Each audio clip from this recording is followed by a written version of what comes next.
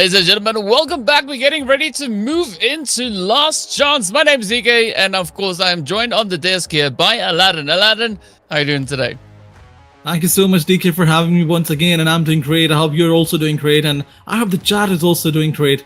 Talking about the last chance, yes, we have our 6 matches today, but there is a big surprise coming up for all the fans out there. We saw 3 days, and all the teams were trying.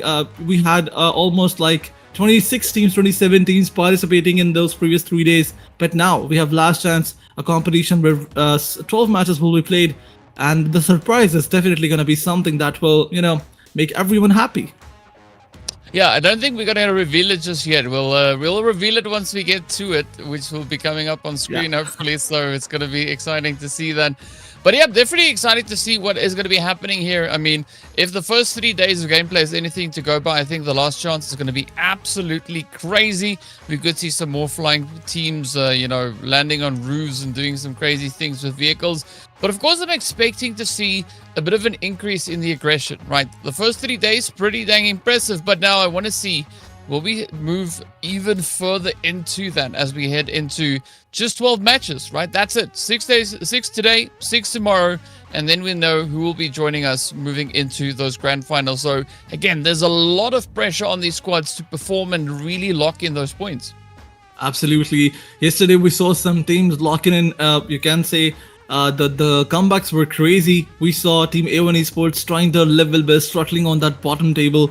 They wanted to qualify so bad. They came up with the chicken dinner as well, but they were unable to qualify. Side by side, we saw Skyforce stepping up. Lots and lots of teams were trying their level best to qualify, but yes, only the best will join us in the grand final. There's another opportunity for all the teams, and the event calendar is going to stay the same, even if we have some changes in the teams who will be playing with us today.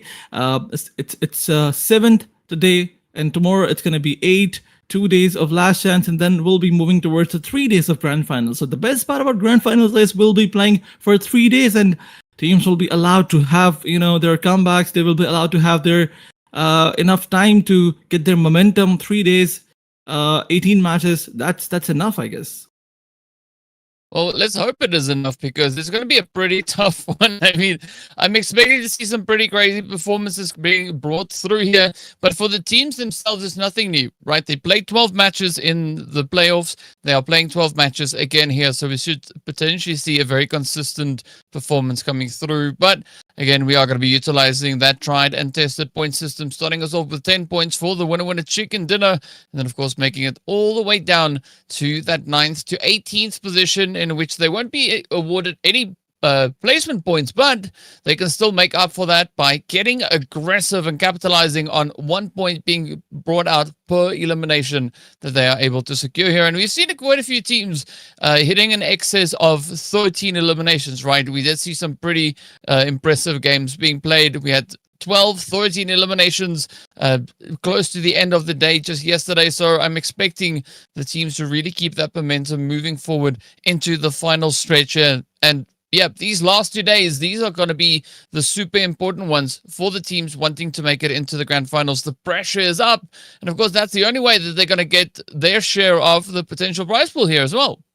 Absolutely, the winner team is gonna get the lion's share of $700, and it's a total prize pool of $1,500, which is absolutely amazing. But then there is a prize pool for the runner-up as well. Then the third team will also get $250. Fourth spot will get $100. Fifth will get $50, and then we have the most valuable player coming up with $50. So maybe you can go shopping, have a nice dinner with such amount of money. And if your team is in their boot camp, they can maybe go out, have shopping with those $700, and everyone will buy something. You'll still be left with a couple of bucks to eat and drink. But yeah, moving onwards, let's see who is gonna get this prize pool. But before that, we have to see our 9 more. We have to find our 9 more contenders for the grand finals.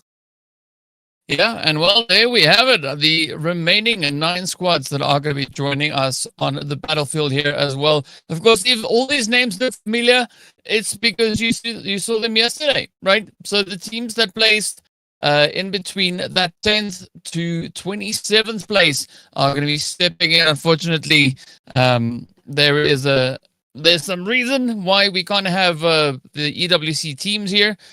So we are going to be moving on with the teams that placed in between 10th and 27th. That will still keep us on the glorious 18 squads that are going to be duking out to see who will be allowed that opportunity to move on forward. But this is actually quite interesting because now I want to see those teams that really stepped up at the end of yesterday, right? For instance, HALAL AXETRON, that really came in clutch yesterday. I want to see what they're going to be bringing into the day here. Are they going to try and keep that heat up? Are they going to try and maybe improve on the overall performances that we've seen so far? Or could we see a few contenders looking to rise up? Could this be the opportunity for VOIN Donkey maybe to establish a dominant position on the overall rankings?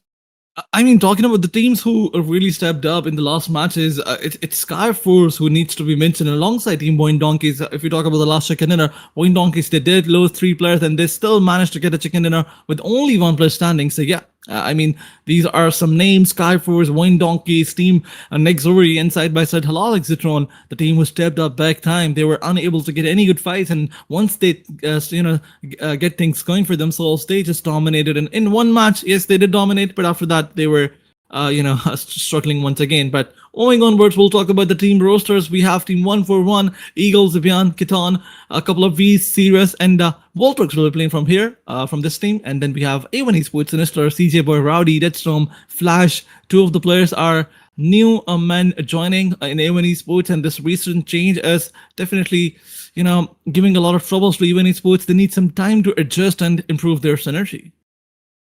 Yeah, the opportunity will be there for a lot of that improvement to potentially make its way on through. Of course, moving on to the next spread, it is going to be Champions Esports, DRS, XAVIER, and then, of course, the players then coming through there from HALAL AXETRON. But I'm curious to see whether or not Atomic is going to come rocking up with that S12K again and go push a few players in the face, see if they can drop them down and get those eliminations secured. Yeah. DRS, also there's that opportunity to see a crazy improvement. We did see Cyclone, of course, yesterday really popping off, right? Kicking up a storm and really carrying that torch for their squad. XAVIER in the playoffs, super aggressive. We didn't see many placement points coming their way. Of course, they had 61 eliminations and only 6 placements. So maybe they are going to look to capitalize on that same level of aggression, but they're adding the placement points into that as well. And then, of course, here is page number 3, as we have NEXORY, we've got Regicide on here, RRQ, Ryu, and then, of course, we've got Skyforce with Godless, Icy, Sunshir, Riley, and Relo, representing that side as well. Also, NEXORY, actually, right? Demo coming through with the cards, getting 3 players back to back, running them down over on Miramar yesterday. That was also quite exciting and a little bit funny to see. Absolutely. But NEXORY Esports, let's see what's their plan of action, because in previous matches they did struggle. They missed one of their matches as well. So talking about those teams who missed their matches, it's not just NEXORY who missed one of their matches. It's Champions Esports who had 30 points in 9 matches. So they missed 3 matches. Maybe they could have played them and qualify for the next stage. But now that they're here in this entire survival chance, and for last chance, we can say it's for the survival of the teams to the grand finals. But moving onwards, we have T2K alongside Team TALON Esports, one of those teams we were looking forward to. We really wanted Team T2K to qualify directly. We did really wanted Team TALON Esports to qualify, but yeah, they also struggled in early on fights alongside, those rotations were not up to that mark. But let's see how they are going to come up with some different plan. Then we have Team AEROMACY, another very aggressive name, Rig, Delta. We used to see them in DRS. Now that they're here in AEROMACY, let's see how, alongside Gyante, we used to see Delta, Gyante, and Rig was not here. Rig was in T2K, and now he's in AEROMACY. So yeah. So these recent changes are also hurting another team, that is Team AEROMACY. But let's see how well are they going to perform here. Then we have VIKINGS Esports, another team who were good in some fights, and another they were not up to that mark. And Superman was also doing some crazy things. Yeah, well, if AEROMACY wants to come in with a back-to-back victory, this is going to be the opportunity for them to try and get that repeat season victory. But yeah, Vikings, Superman, really looking forward to that. VOIN Donkey, I'm definitely going to be keeping an eye on them to see what they can bring on through. And hey, there we have it. A nice little change coming into the last chance. We are going to be starting off with Rondo. before heading into the rest of the day, which is going to be a triple dose of Miramar and 2 Erangales squeeze in there as well. So, hey, this is going to be an exciting day because we've not yet seen Rondo in the season. So I'm looking forward to seeing how these teams are going to be looking to keep it. I'm curious, do you think the recall is going to be there? Yep, I think it is gonna be there because the recall is in esports, it's in PMSL, so it has to be here as well because these tournaments are a practice. These tournaments, are a litmus test for you. So you practice here up against those PMSLs or those PM WC teams. So once again, Rondo is gonna be there, and the recall is definitely gonna be here too. Side by side, there's one thing that I want to mention, and that is the amount of the kind of gameplay teams will bring here, the amount of elimination numbers they will try to get, because with the recalls you have an opportunity to have draw fights and still manage to get some elimination points and stay alive, go out from that fight after keeping 4 of your players alive, because even if you lose 2 to 3 players, you can still recall, you can still have your 4 players with the recall option. So maybe some heavy elimination numbers gameplays are going to be there side by side. It is going to be really challenging for us casters to see the kill feed and read it, because it's going to go so fast. But so what you're telling me is that we could see teams getting more than 20 eliminations quite comfortably. Yes. Okay. All right. Okay. Because they have the recall option available. They can go all in. I get it. It's like, all right, cool. I need to go mentally prepare. I need to go find a seatbelt or something to strap myself into my seat to make sure that I'm ready for what is about to come through. Because, all right, so playoffs, they were crazy enough already as is, right? As I mentioned, we saw a few teams really capitalizing on aggression. But now with Rondo coming into the mix, this is going to take it to an almost an absurd level, right? Because the opportunity, the potential for those crazy kill, elimination games to come through is going to be there. So I'm actually super excited, right? I'm excited to see just how crazy it's going to be here. Absolutely. We used to see teams, in drought fights where they used to lose 2 to 3 players. I mean, if there's PEKKO area, let's just say there's PEKKO area, someone lands there, 3 teams lands there. One of them will eliminate, both the teams will get 8 elimination points, but they will lose their players in the process. And that's where the Rondo recall comes in. You can get out of a fight. You have 8 elimination points. Maybe 1 or 2 players are standing. You can go to the recall site, call the other 2 players back, and then dominate once again. So yeah, this is the opportunity for you. The recall option can definitely allow you to have more than 18 or 20 elimination points, but that depends on you, how you use it. That depends on the team. How are they gonna use the recall option? So let's wait. Let's find out in a few minutes. The Rondo map is gonna start, and side by side, there's one more thing. Teams used to have drop clashes if they are, if they want to dethrone someone from the points table. Like, let's just say it's the grand finals, it's the last day, there's one team on the top, there's another on the second spot. Now that they know that the recall option is there, they will go to their drop and have that drop clash, because even if they lose 3 players, maybe they can send 3 players to the drop and 1 player to the recall site. Yeah, and then those 3 players can eliminate the entire team. So yeah, this is going to be very fun to watch, and let's see how teams are already crazy, as you mentioned, and let's see how crazy can they go with it. Because so already what comes to my mind is when I'm thinking of the recall is send out 3 players as opposed to 4, right? Don't send out the full squad, but so you just recycle them. So they go out, they fight, they just come back, and you go again, right? So the drop clashes that you're talking about, it's like if at first you don't succeed, just recall, come back, and try again. Yeah, maybe you can try again, or even if you eliminate 2 to 3 players, you have 2 to 3 elimination points, you can recall your players, and then you can go and fight someone else.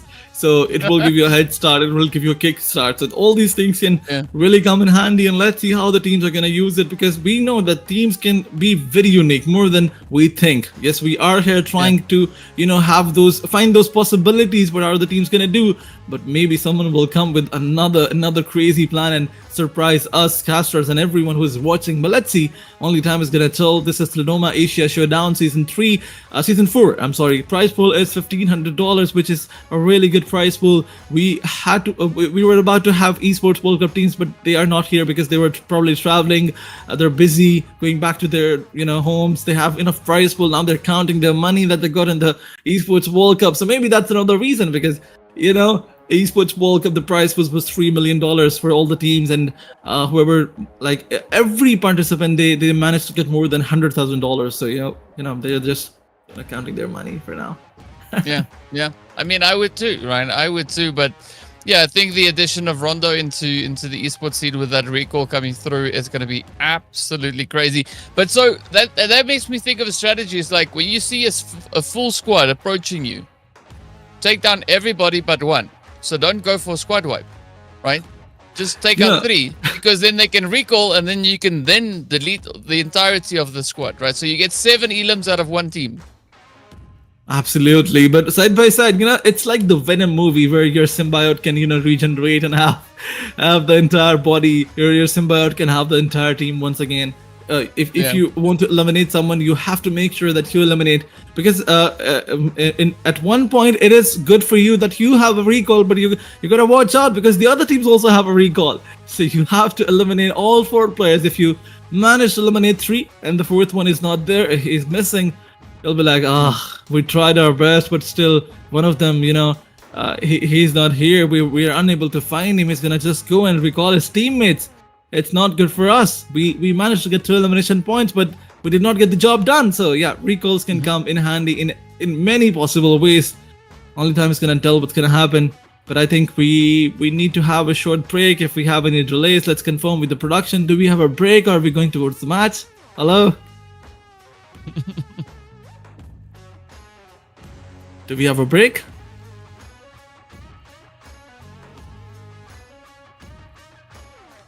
Okay. It's gonna start in a few minutes. DK, what? So I think there's 2 big major strategies to play out here, right? If you want to get the winner chicken dinner, right? Yes, immediate squad wipe, take down all 4 players all in one go. Boom, job done. Right? One less team to worry about. You're that much closer to getting the winner chicken dinner. But if you want points, take down 3 of the 4 and not all 4, because then you can get 7 elims and not just 4, right? Because 7 is a little bit better than 4, but it also, you run the risk of that team now doubling down on you, and you then becoming their 4 points as opposed to you getting 3 extra points on top of that. So I'm excited to see the different strategies that these teams will come up with here. I'm sure they are going to be super creative with that, and I'm also almost convinced that even the wildest thing that I can think of, teams would laugh at that and say, "Is like, you don't even know what's coming. You'll see." Right? So I'm pretty convinced of that. Okay, there's one thing that is the wildest thing that I can think of, but if you really allow me, I can share it with you. There are 2 teams from Bangladesh. Let's just not give their example. They will probably mind it. Let's just say there are 2 teams from Pakistan, because I'm from Pakistan, so I can give the example. There's 2 teams for Pakistan. One of the teams need 4 to 5 points to qualify. Like there are some other event where a team needs 3 points to qualify, 4 points to qualify. So now what's gonna happen? The team A is gonna say, Team B, please come to our drop. Kill 3 players. Do not kill the 4th one. Leave. Get your 3 points. Get your 3 points and then leave. We will recall our players. What do you think about this, DK? What do you think about this? Yeah, I don't really know if that is that would probably be a frowned upon strategy to use, and if you get found out, good luck, because you might lose more than just the few points that you could have had potentially. Not a halal way to get points. No, definitely not a halal way to get points. Yeah, and that's no reference to the team. It's just like, it's definitely not the. Absolutely, they're my brothers. To get it done. They're my brothers. There's this thing about being of the same. If you have something in common, you can definitely point them out as well, and they don't even mind, because they're okay. He's our brother. He's our Muslim brother. He's not gonna say anything about us. So Moving onwards, let's see what's gonna happen. Teams can maybe find some other way, some other haram way to get points. But you never know what our team's gonna do with this big opportunity, and it's also gonna change the first. It is gonna impact the entire competitive structure in one possible way. Thank God we do not have 2 Rondo maps. Thank God we have only one Rondo map. We never know that after PNGC they will probably remove it, or maybe they will just continue. Maybe they'll just add recall in every the map. They will add recalls in Erangel and Miramars. Yeah, I mean this could be esports PUBG competitive changing right here with the addition of Rondos. Like the days of like, oh, they came in with 20 elims, they're so awesome. Now it's like, yeah, they got 20 elims, it's okay, it's not it's cool. Can they get 40? That's the big question, right? So you could have teams go from the bottom of the standings right to the top of the board, and not even on the first day, but on the last day. Because if Rondo comes into play, that could really shake things up quite a bit. So I think one of the strategies could be like to try and play as an aggressive game as you can when Rondo comes around, so that you have 5 other games to try and patch up whatever needs to be fixed to ensure that you get to where you want to be. So I think if teams walk out of Rondo and they don't have a single point, they really did something wrong, or they were sleeping. One of the two. I don't know. I'd go for the sleeping part maybe, but because I can't see how you can't get a point when there's so many opportunities to do exactly you have 2 lives. It's like having 2 lives in one match. If you get a little bit of a little bit more confident and side by side, if you have a plan, if you go with the plan, you execute it, you will have 2 lives. And maybe it's not gonna happen. Maybe the team who will get 0 points, the sleepy team, will be the unluckiest team as well, because the points table is gonna go so far away from you if you lose the first match, if you don't get any points. So you gotta watch out, you gotta be careful. Drop clashes are there, but you have to make sure that if you take drop clashes, you keep one of your player away on that recall side, from where if you get eliminated, that player calls you back. Side by side, there are disadvantages because it's a 3v4 situation. It's never going to be easy for you. Yes, there is one thing that if your players are knocked out, you can probably, like, if they're knocked out in enemy territory, you can throw a grenade and eliminate them, because there's one player who is on the recall side, and it's better than getting eliminated from your opponent's hand. Side by side, there's one thing that the teammates are not gonna do, like the opponents are not gonna do. They will not finish you. Even if they knock you out, they will not finish you. So you don't get recalled as quickly as you can. Yeah. But so this is one of those instances. Normally you would say, don't finish me, right? But now you say, please finish me, please finish me. So I could come back. That's changing everything. Yeah, Rondo is changing everything. But let's wait for the first match. It's taking more than usual. I think the teams are joining in. They're maybe having their breakfast. Although it's not the right time to have your breakfast. It's time for brunch or lunch maybe. In some of the countries of the world, but let's wait. Let's wait for some players who were not sleeping early last night, so maybe they'll just take their time to join the lobby. Yeah, hopefully they'll be joining us soon. But I think also looking at that triple dose of Miramar that we have coming through, it would be a great opportunity for the teams that have been doing really good on Miramar. I think we could see them maybe looking to break away a little bit with regards to points, right? Yes, we don't have many of those, but there's still an opportunity. Do we have 3 Miramars or 3 Wrangles? Yes, 3 Miramars and 2 Wrangles. We should have 3 Wrangles because the official rotation says 3 Wrangles. I think I need to confirm. I need to double check if it's 3 Wrangles or 3 Miramars. I think it's 3 Wrangles. Wait. Let me check the official one. Where is it? While you check that, we are hopping straight into match number 1. The wait is over, and here we go. We are going to be starting all the way up in the north, heading down towards that southern side. So yeah, I'm curious as to where the zone is going to go. Rondo is always so interesting to watch because there's a lot of open flat spaces, so you really got to be careful with how you rotate through and how you move up. But the pressure is going to be there. So I'm excited for these teams to get the ball going. And yep, if you've missed it, recalls are in play. So get ready for a very, very sweaty Rondo to make its way onto the screen. Absolutely, but there are no two flight paths. Somebody told me that on Rondo Esports you will have two flight paths going It depends on. against each other. There is sometimes is two, but it depends on where it comes from. So if Okay. it was, yeah, maybe we'll see it in the next one, which will be only coming up again tomorrow. But yeah, there is there could be those two depending on where the flight path to shoot decides to go. Ooh, there we go. We've got the zone.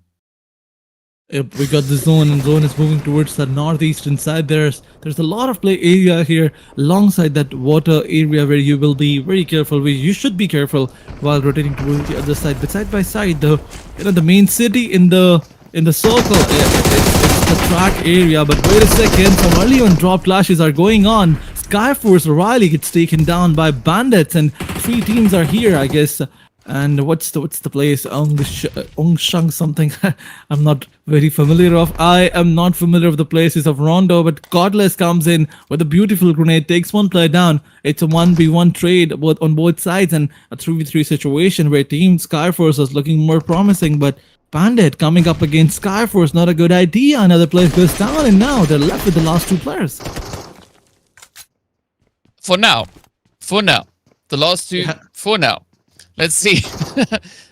So this is the opportunity for VIKINGS and Puzzle to either go for the res or maybe sacrifice a player and then go for that recall. Ooh. All right, Skyforce, they're not going to be holding back. They are going to be looking to clean it up as they now come pushing on forward. Godless already coming through with that grenade elimination. The pressure is on here.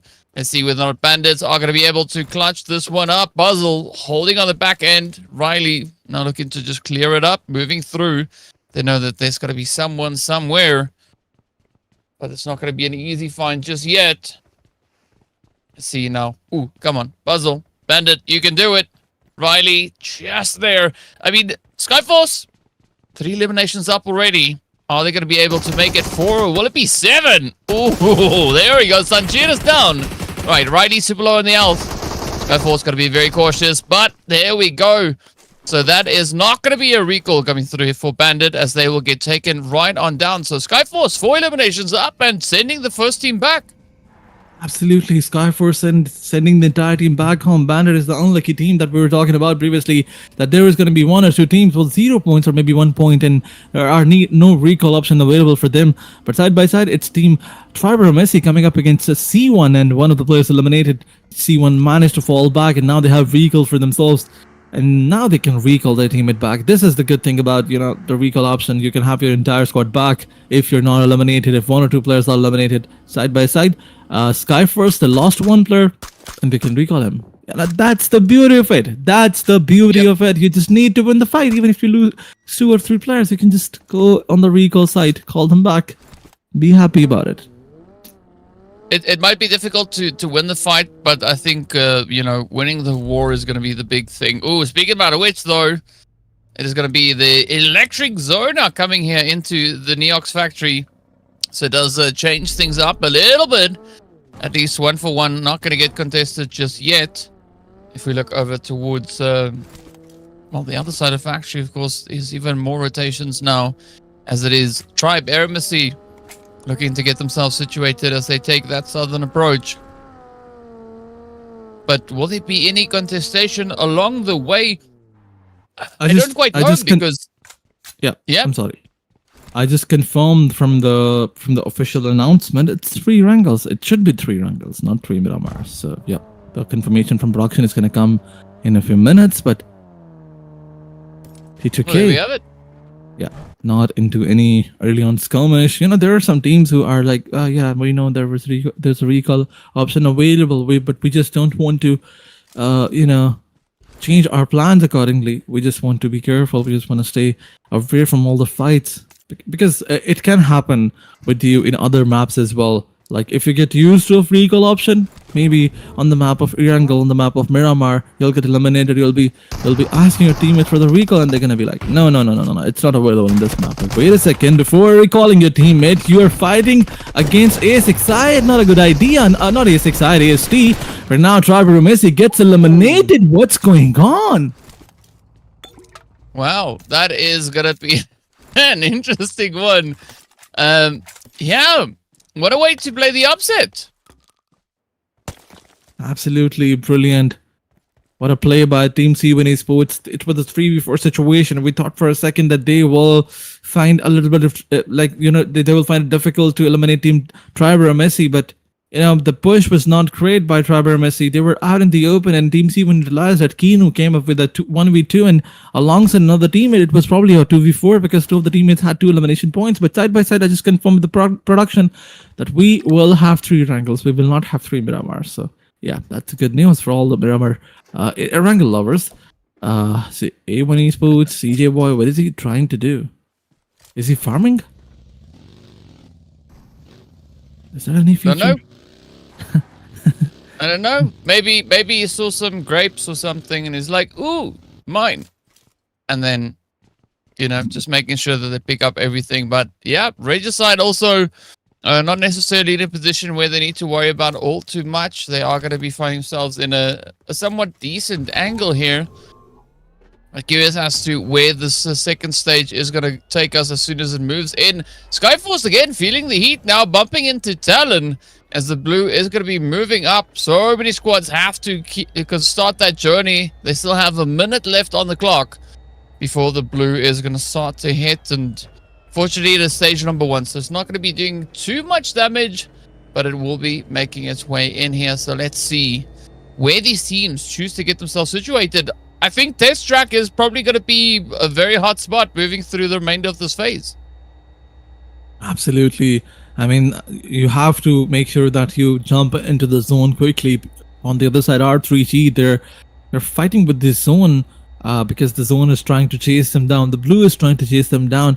And there's one thing about R3G, they try to stay away. They try to keep themselves away from all the trouble in the beginning fights because they know that the team plays good in the lost zones. But once they get there, they get good elimination points. And before that, if they indulge themselves into early on a rotational fight, if they are not in a formation, they probably, like, if talk about the percentage, it will be an 80-20 percentage for them to win, and for them to lose, actually, because most of the times they lose their rotational fights. But talking about the fights, it's MVKE coming up against Skyforce, I guess.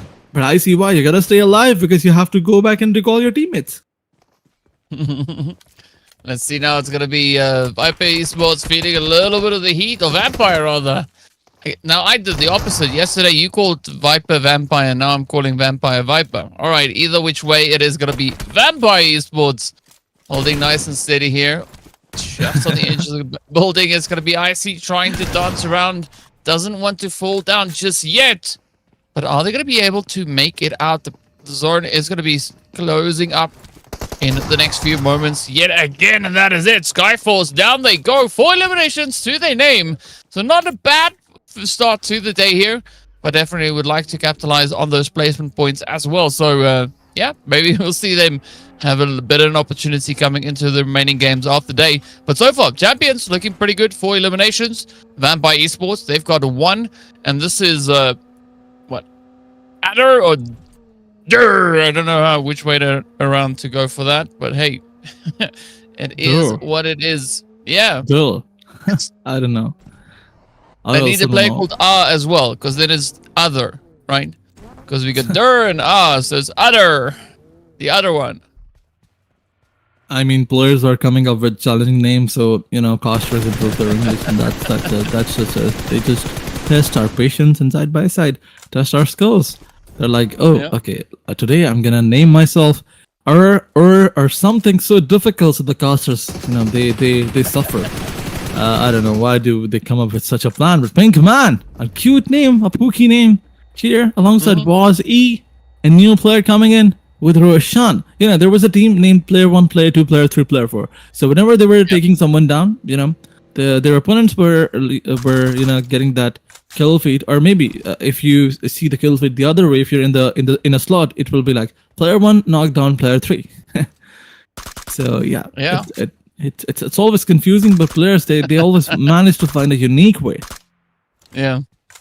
Very creative, very creative. We got to give them that. There's, not much that we can fault on that front. We are going to be looking at that zone as well, as the Blues are going to be making a slow and steady closure. Of course, it has to cover an insane amount of ground to make it all the way to where it could take us into the next stage. But I think Test Track and even Neox Factory, those are usually very hot spots if you just play the game normally. Right, not even competitive side, just the normal side of PUBG. But I'm curious as to where these teams are going to look to get themselves situated. Vampire, though, they're going to be looking to play in from the edge of zone. So yeah, A1 having a little bit of a tough time rotating up. Speaking about the factory, here it is. The zone has shifted and it's moved a little bit further down. So this now takes this match in a completely different direction. I mean, the Dunching was within the zone. Now it's not going to be in there. Even the factory just on the outskirts. So it takes us from somewhere interesting to somewhere super challenging now for the squads. Absolutely, but look at this. Next ESPORTS is coming up against Team MVK Knight. They were on the last man standing. Did they recall their players? I guess they did recall their players. And now Vikings are playing with 3 players. And on the other side, it's Apex, the last man standing. You gotta find a way out from this fight. You have to, hop on your vehicle and then go back to the recall side. And on the other side, it's RRQ. RRQ coming up against Team TALON Esports. And what a beautiful grenade by Johan. Once again, Johan proving his gun skills side by side, utility skills as well. But this time it's 1v1. And Nugget. Is it Nugget? Yeah, Nugget. Yeah, Nuga. Oh, wait. Yeah. What did you say? Yeah. Yeah. Nuga, no T. Nuga. Oh, okay. Yeah. Okay, Nuga. Nuga coming up against. It's the squishy sweet. Is it a sweet? Yeah, it's a sweet. Oh wow. It's soft. Brilliant. You can just bite right into it. Yeah. Those are very, very creative. But yeah, RRQ, they won their fight. They have 3 elimination points side by side. They also have to hop on their vehicles and go to the recall site. But HALAL XAVIER, 4-man standing, no elimination point. They are gatekeeping a place where Team Vampire wants to come, but Niola falls back. We realize that HALAL XAVIER, they have a different plan today. It's a 4v4 situation, and both the teams are on the edges of the zone, comfortably holding on to their drop locations. But R3G versus RRQ, both the R's are coming up against each other, and RRQ, they just got third partied over here, and R3G will win this fight, and they have 4 elimination points now. But they gotta watch out. There's A1 Esports on the backside, and they are also trying to do a third party. Somehow Rowdy always manages to survive. I've noticed that over the past few days, right? Rowdy is always just lurking close to other players for some reason, and somehow miraculously, survives. We did see Rowdy also making it into a few super late stages, I believe yesterday or the day before. Flash, though, let's see what is going to come through here. Will we see Flash being able to find one of those eliminations? The zone is going to close on up, and that will take us straight into stage number 4. The pressure continues to build. Roshan, though, not going to be stopping there. Does find one of the Vikings. Down they go. And see where the zone takes us. As 4 is about to pop. Is it going to be an easy one? Could 1-for-1 maybe get zone blessed? Almost. It is going to be Champions and DRS in a very good position. This waterway is always so challenging because depending on where you sit, the opponents can easily spot you. Absolutely, but side by side, there's going to be a possible fight. Look at this. On the northern side, it's Vova LC up against D2K because both the teams are going to find each other. But here, R3T versus 4 Vikings. In fact, Vikings is going to happen where R3T is trying to throw some grenades, and brilliant grenade comes in from Roshan's side. He takes down Superman, and now 2 of the more challenges are left behind. They need to revive new players side by side. Pinkman is coming in on the vehicle, and he's going to slam, and he's going to go all in. Look at this. What's going to happen? And he goes towards another spot, and he got spotted as well by VOIN. And now R3G, they have the upper hand advantage in this fight. It's a 3v2 situation for them. Well, let's see. Will they have the odds in their favor? So far, it is going to be Roshani getting taken right on John. Break now looking to crack the jar wide open. Vazi waiting on the outskirts here, just trying to ride the storm, but unfortunately is not going to be able to do all too much with it. Pinkman now going in for the res. But Wund could definitely look to close this one up. Break cooking up an A, getting ready to let it loose. Oh, Pink Man, unfortunately, gonna have to pack their bags and join their team as they all go right back. And now we've got 11 squads remaining. And so many teams still fighting it out, trying to see if they can secure some points, get some eliminations to move through at the end of this first game.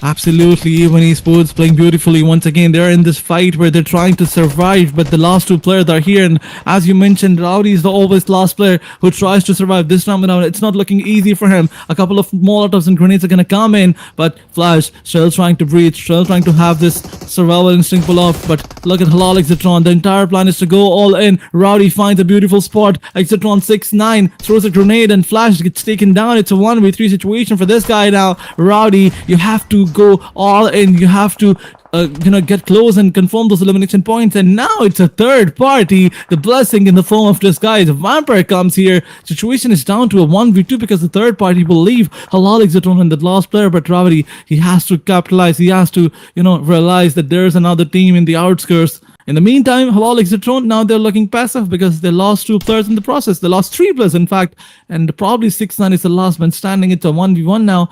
It started from a 4v2 down to a 1v1, all because of the third party by VIPERxKO. But Rowdy coming all in. Both the teams from the same region, both the players from the same region, and Rowdy gets the better of him. A beautiful shot delivered by him. Another elimination point confirmed by A1 Esports. Even after joining with 2 players in this entire game, 3 players with this entire game, this team is also trying to get some points. And even esports, you gotta work on this. You have to make sure that you join with all 4 players, because the other they will probably have 7 players if they recall their players back.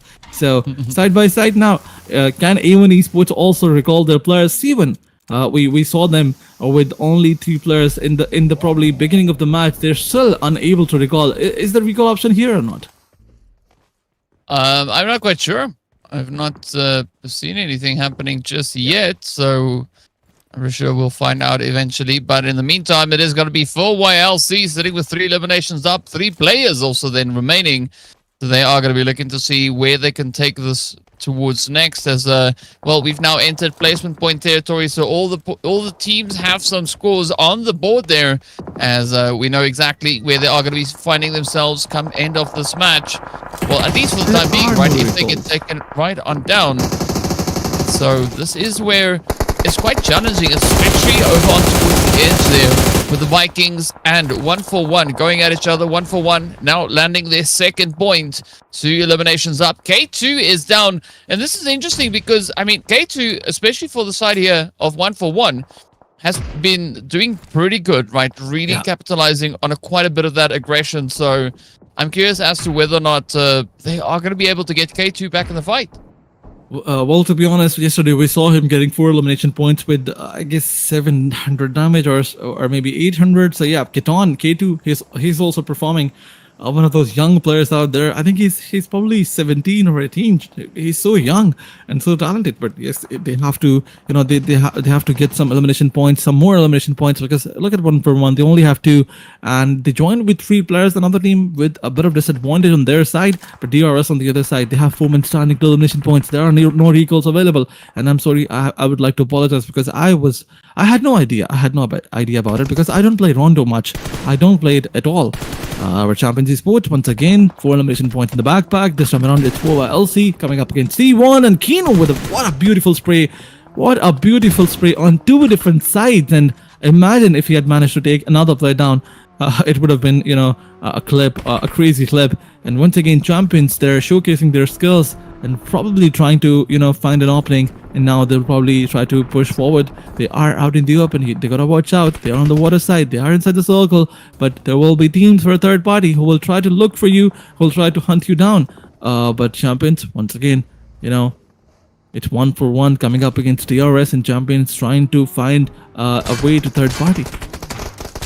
Well, let's see if anybody is going to be able to find a few of the compounds just positioned on the edge of the waterway here. The pressure is on so many regions at play, and now it's going to be Punk coming through with the jump shots, and with that, They send yet another crew right back into the lobby. 141 also going to be falling down. So we are left with the final four. It is going to be 4-way LC, VOIN Donkey, Vampire Esports, and DRS. Looking to show us what they've got so far. 4-way LC doing a good job. 7 eliminations to the name.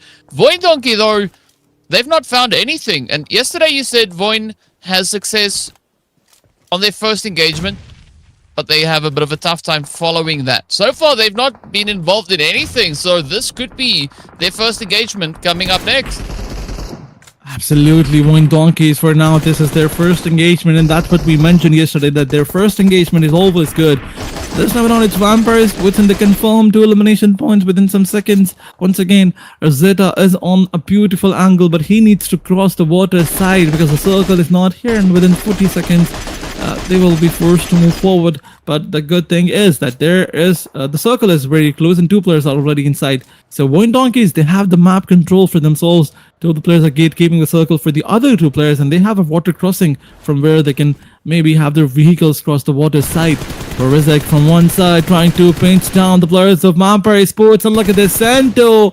He is down and knocked out. He's sent back home by Rizek. VOIN Donkeys confirming their 3rd elimination point. So as we mentioned, and as you said, that if Vampire wins their first fight, they need to have it in the last zone. So yeah, this is what they're doing. They know that they will be no problem for them if they have their first fight in the last zone. They'll just be in the top 5. And look at them. They are in the top 4 now, and they have man advantage. 3 eliminations. Yesterday we saw them getting a chicken dinner. Maybe they can start this day with another chicken dinner, but they have a challengers with the name of 4-by LC who have 7 elimination points, and we have seen 4-by LC dominating here. We have seen them eliminating an entire squad previously. I don't exactly remember the name, but yeah, the way they pushed, the way they charged, they eliminated a 4-man squad with the 3 players. Well, we saw an interesting thing there with Potato turning that vehicle into a submarine, just driving right under the water, in on the one side, out the other. So if you've got the momentum, if you've got the speed, you can make your vehicle turn into a submarine, I guess. Lazarus is going to go down, and that is the end for Vampire Esports in match number 1. Down to the final 3 we go. DRS with 6. It's going to be 4YLC going in with 7. And VOIN Donkey holding on with 3, but for YLC, the only squad here with the 3 players remaining in this match. So the odds are looking to get stacked in favor here of VOIN Donkey and DRS. Let's see whether or not they can make that become reality. Still a difficult zone to play through with that water and all these cliffs being in play. But DRS, they're not going to be holding back, looking to get themselves mobilized, looking to reposition and find that next angle to play off of. But, I mean, for 4LC, they actually have a beautiful setup here, right? Nice bit of elevation to try and play off of. And it makes it quite tough for the other teams to push on them. There's one problem with 4YLC. They don't have the zone control. They don't have their players deep inside the zone. But yes, the way they're playing on the edges, it's what they want. That's how they would love to play. But DRS is the closest challenge for this team. They have to deal with Cyclone because look at his position, the way he is trying to gatekeep the 4LC's players. This is not looking good. DRS, they have a beautiful plate inside the zone if you look towards them. On the other side, VOIN Donkeys, yes, they also have the map control, but it all depends on the circle, where the circle is gonna go. If it goes towards 4LC's side, it will be a good thing for them, not good for VOIN Donkeys, and not good for DRS as well. But VOIN Donkeys, they're also waiting for the zone. All 3 teams, they're just waiting for the zone, but the circle decides to move away from VOIN Donkeys towards DRS. So DRS is the blessed team. They have 4 players. Yes, they don't have the elevation for themselves, but they have the map control. All they need to do is wait. They can maybe surprise 1 or 2 players of 4LC and then capitalize on it. But 4LC, what is going to be their plan of action? Although they have the closest edge of the circle, not deep inside the circle, but even an edge is going to be enough for you. But VOIN Donkeys, 1 or 2 players are still outside the zone. But look at one player of VOIN Donkeys, so far away from all the other players, trying to make a move, trying to get information on DRS. But DRS will start the fight. They will find Bipin. They will take him down. They will shut him down as well. And now 4LC is left with the last 2 players. Not a good thing for them. Not a good situation for them. But DRS, it's DRS. They're just doing DRS things. Yeah. they are going to be looking to get cooking up here on the top side on that western front. But now it is going to be Fearless looking a little bit restless up on the top. Spots a bit of an opportunity over towards Potato and the rest of VOIN Donkey. But still, the team's pretty distant from each other, right? Everybody kind of just keeping away. But Cyclone, I think Cyclone missed the memo. Cyclone's just like, yeah, no, it's fine. I'm just going to go and try and keep the front line up here. It's going to be JD also pushing through with the buggy, just looking to see where they could find that next position, that next angle, and if they can take 4-way LC down. Punk going to try and pull that res off, but has to abandon it, at least for the time being. And this opens up that opportunity for DRS to come flying on forward. Killer YT and the rest of DRS continuously keeping 4-way LC out of that res, so he keeps them on a solo. And this opens up the opportunity now for Killer and the rest to come through, but Gaykor does get that elimination. JD finding the hit up into Punk, and now it's down to the final two. It's going to be VOIN Donkey and DRS to battle it out for the first victory, the first chicken dinner right here in the last chance. DRS, though, Aladdin, looking pretty good. 8 eliminations to their name. Absolutely, absolutely. If they get a second, it will be 12 elimination points, and the craziest start with 22 points is going to be there from DRS side. There was no recall option available here on Rondo, so that's a good thing. That's a good thing. Teams are getting familiar with the map first, and then they will get familiar with the recall option. But now DRS, they will probably try to charge in. They have the positional advantage. VOIN Donkeys, if the zone moves away from them, in fact, it's the last zone. It's the last zone, and VOIN Donkeys, they have the disadvantage. In the meantime, DRS, they have to be very careful, because VOIN Donkeys, look at them, they have some utilities available. They have some grenades and molotovs. You gotta watch out for those utilities, because that's the only way VOIN Donkey is gonna breach this area. That's the only way. Okay, they also have some vehicles, not the only way. They have two ways to breach. One is the vehicle, the other is the utilities. And now Zeta moving forward with the vehicle. He's trying to get the information. Now they know the position of JD. Now they know that 2 players are placed in this side. But DRS, wow, what are they gonna do? What is going to be their plan of action? They gotta watch out on those vehicles side by side. They're farming. What are they doing? They're just having fun. JD trying to dig a hole, right? I mean, you do have that terrain deformation that happens. So maybe JD was trying to see, maybe they can make themselves a bit of a hole to hide in. You know, use that as coverage, or use that as an angle. Grenades. Yeah, it's like, you know what? I don't like that hill. Let's try and make it a little bit less of a hill. So maybe it could work. Maybe it won't. We'll find out soon. But both squads still left with 2 players up here. 4 players up, rather. Ooh, I say that, and Gaykor finds the opening play up into JD. This is going to be go time, but also Zeta needs to be careful, right? They need to go to the mechanic, because that vehicle is not looking too great, but a beautiful hit there as Zeta gets whipped out of the vehicle. Now, Razak coming through with a quick response, but this could be the turning point. Killer YT getting picked on up. DRS have to find a way to bounce back from this, because they are also then on a 2-piece. Look at that example, goes down. That means Razak is now also the last one left for VOIN Donkey to defend. It's now turned into a 1v1. Absolutely, it's a 1v1. It's Razak on one side and Cyclone on another. But wait a second, DRS is reviving their teammate. Razak needs to realize this. He needs to throw some utilities, but side by side, a grenade is here. What? Okay, it's not a drop grenade. It's the player of DRS is giving him grenades, but Razak, look at them. A grenade goes in. You have to fight this 1v1 on one side. That's 12k. DRS Cyclone will find the better of him, and DRS will get this first winner chicken dinner. All because of their gun skills, all because of their manpower, and how beautifully they executed this fight. Yes, there were, it was Team VOIN Donkeys who, you know, got the first knocked out, and still, even after that example coming in, stepping up big time, and Cyclone getting 2 elimination points and confirming the chicken dinner. This is beautiful. Every player tried their level best to, you know, give their 100% in DRS. That's the reason why they have now 22 points to their name. Yeah, it just shows you the 14 placement points that they had in the playoffs means nothing, right? They just bagged a whole bunch of them coming through with 10 for this game with that winner chicken dinner. So glorious performance from the side of DRS, but a very exciting showdown. I mean, I like what VOIN Donkey is doing here as well, right? Really upping their overall approach. and making it into those late stages of the game. So very excited to see what that could mean for them moving through the rest of the day. But we got to give credit where credit is due. DRS coming in victorious. The MVP for the match is going to be Razak all the way from that VOIN donkey side. 3 eliminations only and 912 damage getting secured. That is almost, well, that's a little bit more than 9 players getting taken down. Absolutely. You know, there's one thing about him having so much damage and so less eliminations.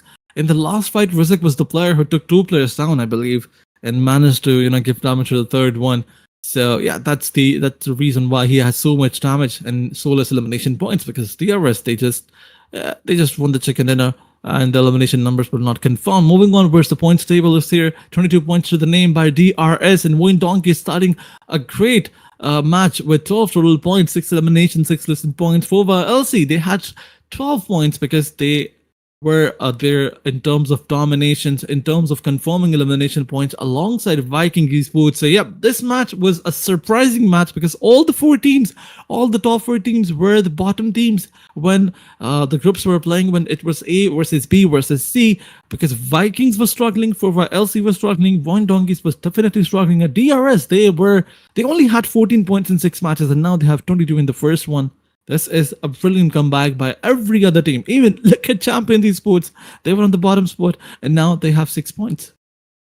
Yeah, so it just shows you the teams have a completely different approach coming into the last chance. They know what's at stake here. They know that this is the only opportunity for them to secure the plays and to ensure those slots moving through into the grand finals. But yeah, a beautiful start to the day. Only one team walking away with nothing to back for game number first. That was, of course, T2K. But hey, Rondo, DRS locked in. So now it is going to be the big question, right? Who's going to be the next team to step it up? Because see, we got 3 Erangels and those 2 Miramars making their way in here. So again, a good opportunity for teams to really build up that momentum, build up that pacing to see if they can do what needs to be done. And that is, of course, be quite aggressive, get the chickens, and make sure that you sit at the top of the rankings. Absolutely. There's one thing I wanted to highlight. It's the performance of Dingoes. They had 6 total eliminations in 12 matches. And do you know, DK, that they had 6 listed points? But do you know one more thing? That they managed to get those 6 points in one match. In one match, they had 14 eliminations in that match of Miramar, 6 listed points. In all other 11 matches, they had 0 placement points. So wow. Imagine a team coming up with 61 eliminations. Let's just, remove their 14 eliminations. They still had, so much in their backpack without getting a single placement. But hey, you need to work on both the things if you want to dominate. But for now, it's time for a short break. Stay tuned, stay with us. We will be right back.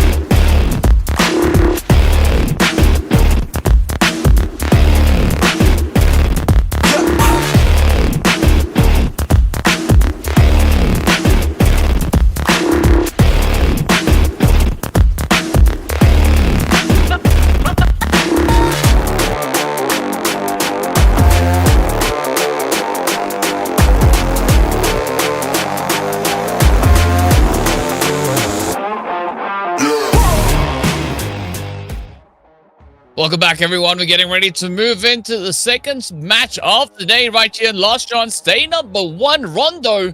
Done and dusted. Now we get ready to see what Aaron Gale is going to bring in next. We are going to be stepping into a triple serving, right like the official map rotation. So there's going to be a lot of opportunity for teams to really hone in that consistency and try and see what they can get done. But they have to be quick, right? Because whatever they don't get done today, tomorrow's the last chance. That's the last day, the last opportunity to try and qualify for the finals. So the pressure is going to be on. And yeah, the teams are coming in hot already. Absolutely, the teams are coming in hot already. They're already trying to get those, 10, 12 elimination points. And how can we not talk about DRS? They managed to get 12 elimination points, and that was a brilliant start. And side by side, there was VOIN Donkeys, who realized that they are not good enough to, take a couple of fights together. So that's where they forced themselves to stay alive till the last one, and that's when they got their first fight and they won it. They managed to get 12 points in total, and that's a brilliant start by them. For Wiles, he managed to get 7 points, but it's time to move towards our next match. It's going to be played on the map of Erangel. We'll have 3 Erangels. First one is starting, 2 more to go, but now the flight path is going to start from shooting range side. You can say it's more cornered towards that western side, but where is the circle gonna go? Is it gonna go towards Rozok side? Is it gonna go towards Severny? Is it gonna be a military base circle? Because if it goes toward military side, I am gonna love it, because the gatekeepers are gonna be there on the red side, and side by side those rotational fights, those early on chaotic fights are gonna be there. Yeah, I just want to see it go in the direction of Mansion, purely because that's where heaven is, and so I want to see flying cars again. It was so much fun to see the teams just utilizing the edge of that hill. It's going to take me a little while to get over it. We also have seen a few early engagements coming through up in Zaki. I don't think we're going to have that right now because RRQ seem to be alone. But of course, TTK going for their usual location right up into Savoni Talon, just towards that southern position.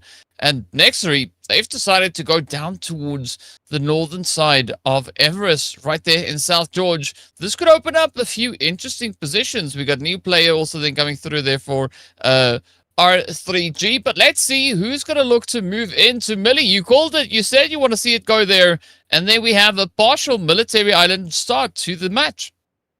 I think it is going to be a complete military circle after this one, because I think it's going to go towards Nova side, or maybe it can go towards the water side, because we've not seen the water side circle in a long time. So maybe it's going to challenge all the teams and their patience. But side by side, VIPERxKO coming up against DRS in an early skirmish, and then we have HALAL up against Champions Esports on both the sides. There are some knockdowns and some eliminations going in. Vampire confirming 1 point. They take down another, and look at this. DGGER is fighting with a team DRS, and on another side, third side, it's Skyforce versus Bandit. What's going on? All the teams are trying to get them endorsed in an early on drop clash fight, but Vampire, they're charging in. Kilovite, I think he's the last man standing, and look at this example, those are there. It's a 2v4 situation, but Kilovite takes one down. He eliminates him as well. He is not giving up on his life, and side by side, the hope his teammates have, but he's gonna fall down, and he's gonna get taken down. That's not good. Kilovite is also knocked out, but wait a second, before Example gets eliminated, he's gonna manage to take all the players one by one, and we're down to a 1v1 Miala versus Example.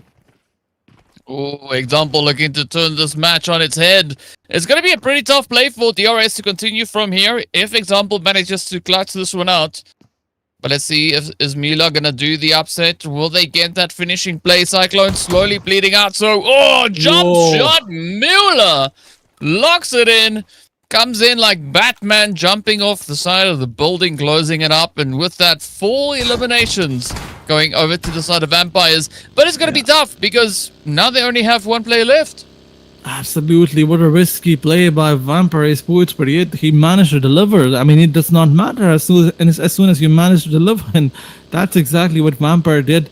But DRS, after 22 points in the first match, they managed to get 3 more points, but they get eliminated. They got eliminated all because, Vampire decided to go all in. Yep, they also have 4 elimination points in this match, but only 1 man standing. But moving on towards the red side, it's 1-for-1 versus Skyforce, all because Skyforce is gatekeeping the red side, and that's exactly what we mentioned. But going into a bridge fight or any fight in such a short time, it's not looking good for both the teams. Sanjay is knocked out, Godless is eliminated, Skyforce, ICY, and Riley, they have the responsibility on another side. It's one for one with all 4 players, but one of them is knocked out. Well, let's see how this one is going to now pan out for Skyforce. 23 moving up here. Voltrox gets confirmed, so that's the first elimination on board now. But IC needs to be careful because they don't really have meds. So whatever happens is going to happen. Will they be able to survive? 1 for 1 coming in with the reinforcements, and this could be that turning point now for Skyforce as they have 3 players up, but the shots are really quick to connect and not an easy angle to play off of. IC could come back into the fight potentially if they can get that res secured. It's not going to be an easy res because they will have to put themselves in a very difficult position. But Sanjir now is going to maybe try and see if there's some kind of cover that they can bring in. Absolutely, but they gotta watch out for K2. K2 is there and he's gonna find Sanjir. Maybe he's gonna find Riley before he finds Sanjir, and his angle is definitely good. But look at the wrap around from A1 Esports is definitely gonna be there, and maybe the survival is gonna be in a very difficult situation for Team Skyforce, because as we mentioned, K2 from one side he found Riley, and the man with the high HP is down, and the closest threat is eliminated, and now Sanjir also gets eliminated by K2. Team 1 for 1, they sent Skyforce back to Mongolia, and that's not a good start for them. In the previous game, yes, Skyforce, they managed to get 4 points, and now they only got 1, and that's definitely not a good start. But 1 for 1, they lost 1 player in the process, but they managed to survive with 3 elimination, and that's a good news. But moving onwards towards the multi side, it's Team T2K versus TALON Esports, both coming up against with 4 players. Yes, TALON Esports, they have the vehicle advantage, but side by side, T2K just wants to go all in. Rills OT, that was a blunder that you just made, but yes, the punishment was definitely not there from Shield's side. But a call with the grenade coming in on Master Zerdy. This can damage a lot, this can give a trouble, and Master Zerdy is knocked out. T2K, the first player is knocked, and he will be finished, he will be flushed as well. Now T2K is down to a 3v4 situation. Well, is this going to be any trouble for them? Will they be able to come up and bounce back from this? Of course, they were the only team in the previous match not to score a single point, so there's definitely a little bit of pressure on them here to perform, to step it up and bring it home. But let's see, can they clutch it out? Demo this time, not going for a vehicle, instead trying to get their steps in, right? Going for the bicycles, trying to make sure that the fitness level is where it needs to be.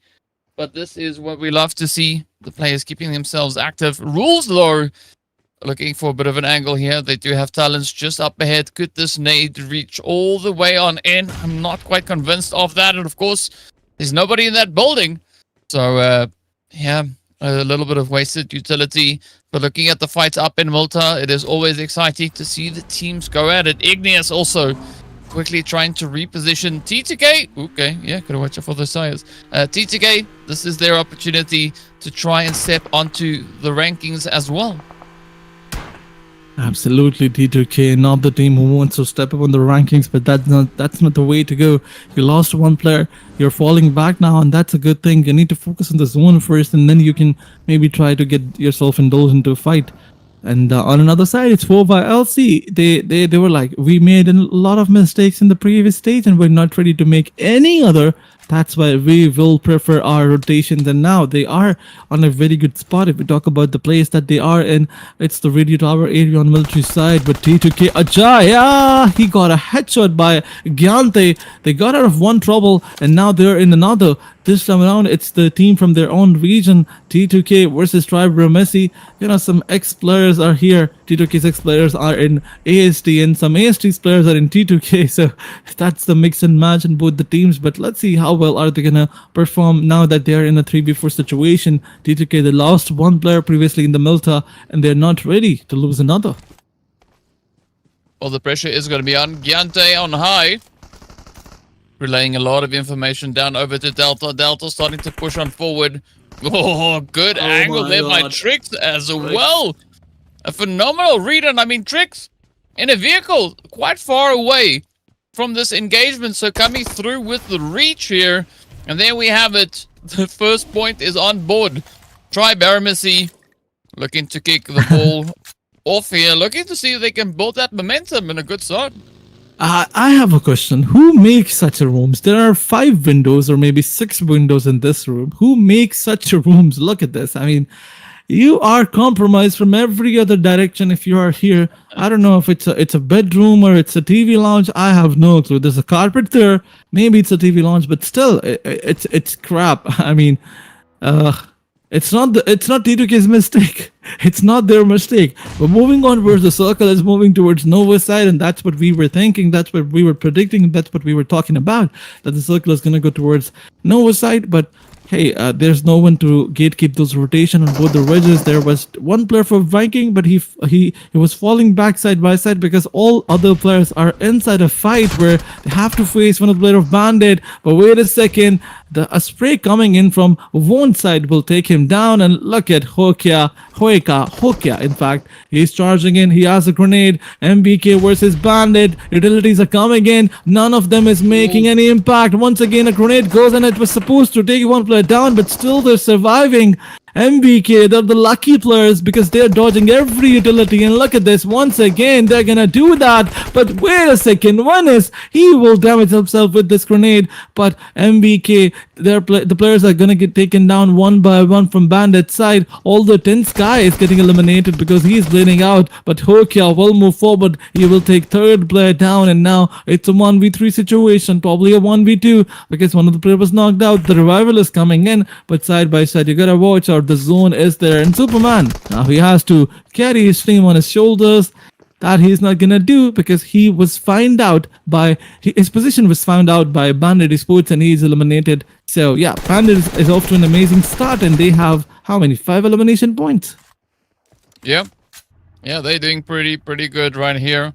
They came in with 1 point, and now they have more than quadrupled it. What's the 145? I don't remember. I'm not even going to try and figure it out right now. But TALON, they're going to be moving up, coming in with that hovercraft. It is going to be T2K welcoming them in with open barrels and hot scrums. And oh, here we go. The shots are in. But unfortunately, T2K are not going to be able to find any points. Again, unfortunate turn of events here for them. Another unsuccessful match. But, well, we can't stop there as we continue to push up into Novorepnoya. Absolutely. Circle is moving towards Novorepnoya. And look at the position of Miola. Look at him. He's using a botation. He's trying to move inside the zone from the backside. Maybe someone from VOIN Donkeys is going to find him. Maybe it will be Gesser. But I guess Miola is trying to stay in the water side. He's not going to try to go towards the shore side. And side by side, there was another team that was seen on the map doing a botation, probably HLE, probably someone else. But yes, actually the players are going down one by one. Hitman is not been finished. On another side, it's Bandit who is confirming some more elimination points, and HALAL AXETRON, they are on the last player. I mean, staying outside the zone in such situation where the circle is going towards Nova side, it's not a good idea. And coming up against a team outside the blue zone, that's our worst idea. But NEXORY, they're doing the same thing. They're fighting with R3G outside the zone, and they need to go 2,000 meters in the zone. That's a long way to get back into safety. It's so far away that we didn't even see them when we were looking at that zone shift. But now it's going to be the XAVIER knocking on the bridge, looking to see if they can find the angle, already spotting Delta. So Miramar not being as sneaky as they thought they could be. 2 on the front line there. Oh, beautiful spray coming through from Yante, Parisian, and the rest of the XAVIER looking to push on forward. We've got Dockel up on the top of the bridge. So that is going to be the XAVIER looking to bridge camp the bridge campers who were camping the bridge to be camped at. So let's see who will be getting this one. Who will be the one to walk away, claiming the territory for themselves. AEROMACY, got to watch out for that off angle, as we can see Rig now taking up the slot there over onto the water side. Delta dropping down, but this is now that opportunity for Trix, Giante, and Rig to come in, try and flush it out. God. But Dockel up on the bridge is going to try and push this one as far as they can. But you got to watch out for those off angle sprays.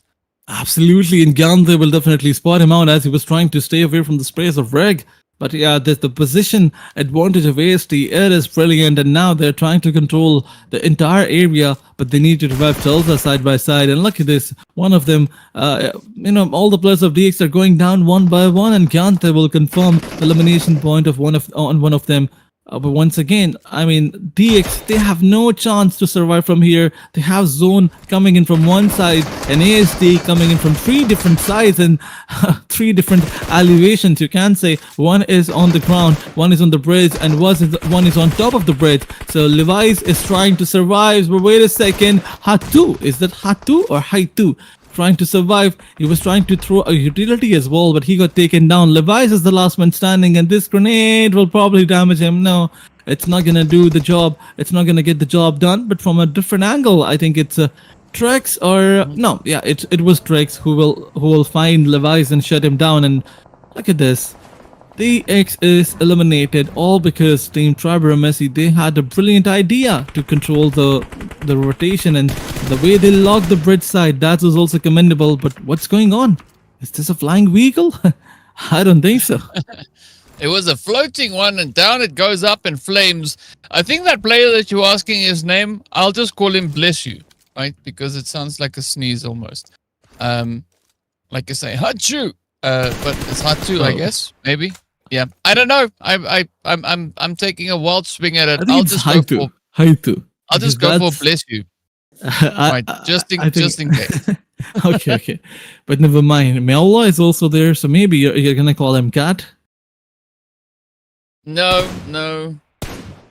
I'll say because I mean vampires can't be cats, right? I've not seen a vampire cat in a long while, so you're seeing one, I guess. Yeah, I mean, aside from Mula over here, yeah, I haven't seen any others.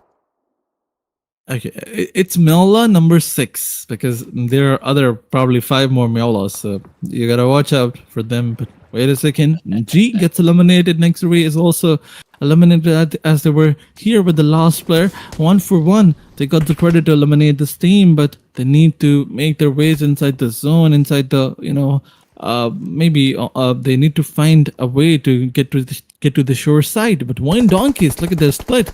I mean, they have a beautiful split. They were supposed to have 10 eliminations by now, but they only have 0, because all Team VOIN Donkeys know is that their first skirmish is the fight that in which they are going to dominate, and after that they will struggle. So they are once again trying to have a fight when it's time to be in the top 5. But wait a second, they're not gonna do that this time around. They'll find one of the player of Team TALON Esports, and they will definitely eliminate him as well. Once again, I guess Axel was spotted by Zeta, but he's still surviving. From one side it's the zone, and from another it's VOIN Donkeys, and they have nowhere to go. But C1 versus RRQ, another fight is going on inside the zone, and RRQ, they're losing their players, and they gotta retaliate back. They had them in advantage, they've lost it, and C1 will definitely try to capitalize. Now it's a 3v3 situation on that end, but once again C1 coming all in. Atomic with the buggy. Yeah, Atomic now looking to step it up. Lapar just ahead of him. Oh, the shots are in. Yep, there we go. Right, Atomic with the S12K. You gotta watch out. If you see Atomic coming with that S12K, you better run. If he comes with any other weapon, don't worry. Maybe a utility. The nades. Yeah. The nades. You don't have to run as fast, right? But when it's an S12K, really run. You gotta run real fast, because they are gonna come in hunting you. Mula, though, this is an interesting spot. See, this is only a spot that a cat can get to. The one lone rock out here in the water. How he got up here, I have no idea, but this is definitely an interesting position. 23 could be taken down if Mula spots them. Oh, you just ran up. Okay, never mind. Just run up the side. See, I don't ever explore this side of the map, because I usually don't have to go into the water to make it into those next few stages. But let's see. Maybe Mula can get a cheeky elimination. This could be the 5th point now on board coming through for the side here of Vampire Esports. 23 about to get spotted, so you can see that timer slowly running out. Of course, the zone is going to close up very soon as well, so Mula will have to clear away moving forward in towards the zone. Otherwise, this fancy position was for nothing. Absolutely, Miola needs to get some elimination points. He needs to confirm some points, but the zone is not here, so he needs to move forward. He needs to, get back to the line, get back to safety, get back to where everybody else is. But on the other side, it's 1-for-1, trying their level best to survive. There are plenty of fishes in the sea. That's we've heard. Now we can see it clearly, but.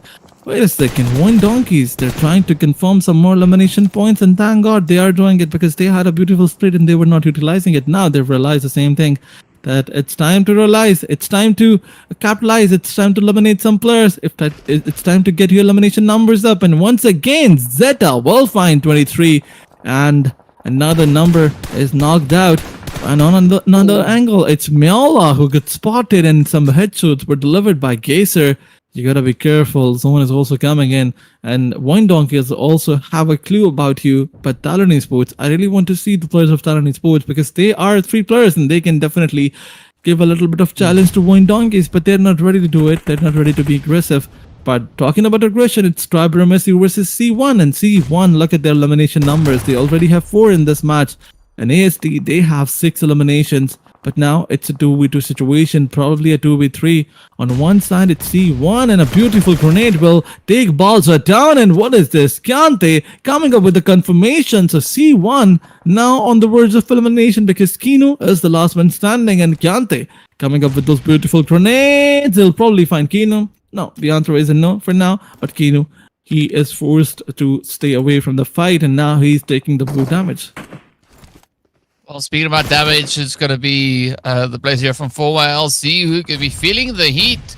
Oh, Punk almost running straight into that nade. VOIN, though, is going to be quickly just trying to patch themselves out before looking to step back into the fight. R3G down to a solo.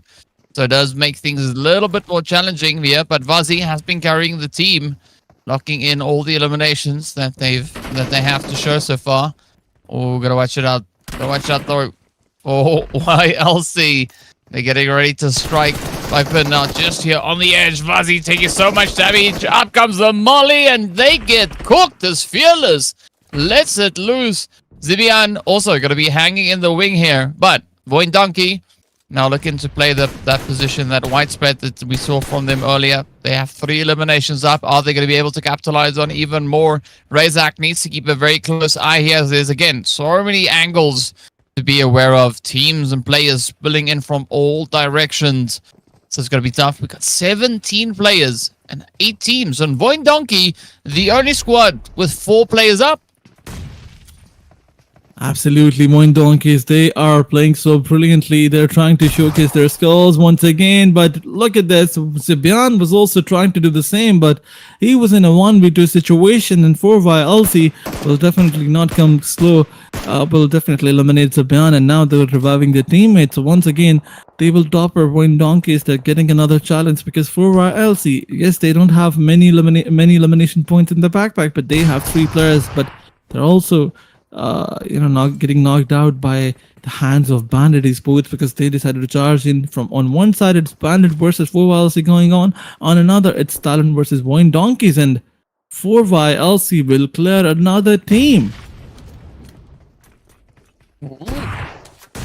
Alright, okay. Oh, look at that.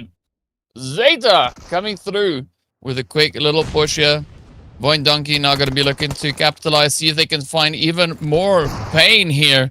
TALON just on the edge, looking to ride it out. They've got 3 eliminations themselves, but are they going to be able to do what they need to do? Oh, a goal getting taken out of here. VOIN Donkey, though, looking to bounce back. TALON down to solo. It's going to be Shields now, just sneaking around out in the grass, looking for the angles, the opportunities. Gyante out in the open, a very, very exposed position. But Mueller still in play, right? That zone, not fighting against them. Instead, everybody now just going to have a nice little bit of a splash here out in the water. It's not often that we see the zone pull this far over towards the drink, but it is going to be a challenging one, especially for the players now situated over on the water side. AEROMACY can definitely cause all the troubles now out in the water for the squads, right? For everybody trying to survive. And if that vehicle goes up in flames, that could also be Mueller getting taken on down. Absolutely, but Gante is gonna get taken down by Zeta because the mini 14 is not gonna stop, and Zeta is also not gonna stop because he is just trying to sweat everyone out there, and he is getting getting success in that process as well. But VOIN Donkeys, they have the elevation, they have minute advantage, they have map control, they have everything. Look at this shield. He is definitely gonna surprise the player of VOIN Donkeys. Gazer have no clue where this player is, and he's trying to show that triggered discipline. And I couldn't do it. If I was Shield, I would have just go all in and try to eliminate everyone out there. But VOIN Donkeys, you gotta watch out. The solo, if he knocks one, he's gonna eliminate you. But Gazer will find him because he was just going all in with bunny hops and jumps and trying to spot all the players out in the outskirts. And once again, situation is down to a 4v1, v1. A couple of solos are here, and VOIN Donkeys with all 4 players. But the solos are gonna fight with each other because all these solos are towards the northern side, southern side. All the players are gonna fight with each other. Meowla is outside the zone, is trying to heal himself, and the heal battle is going on the other side. It's a Delta versus Kino, and Delta will eliminate Kino. Now it's a 1v4 because Meowla will be eliminated to the zone, and Delta will be trying to get some elimination points. That's what Delta can do. Only maybe he can get 1 or 2 elimination points, and that's it. That's enough. VOIN Donkeys is not gonna give away their chicken dinner. Yeah, well, I mean, why would you want to, right? It does seem like VOIN Donkey are looking to prove us wrong here. 8 eliminations already to their name. AEROMACY holding steady with 9, and that is all they've got to show for it as the match is over.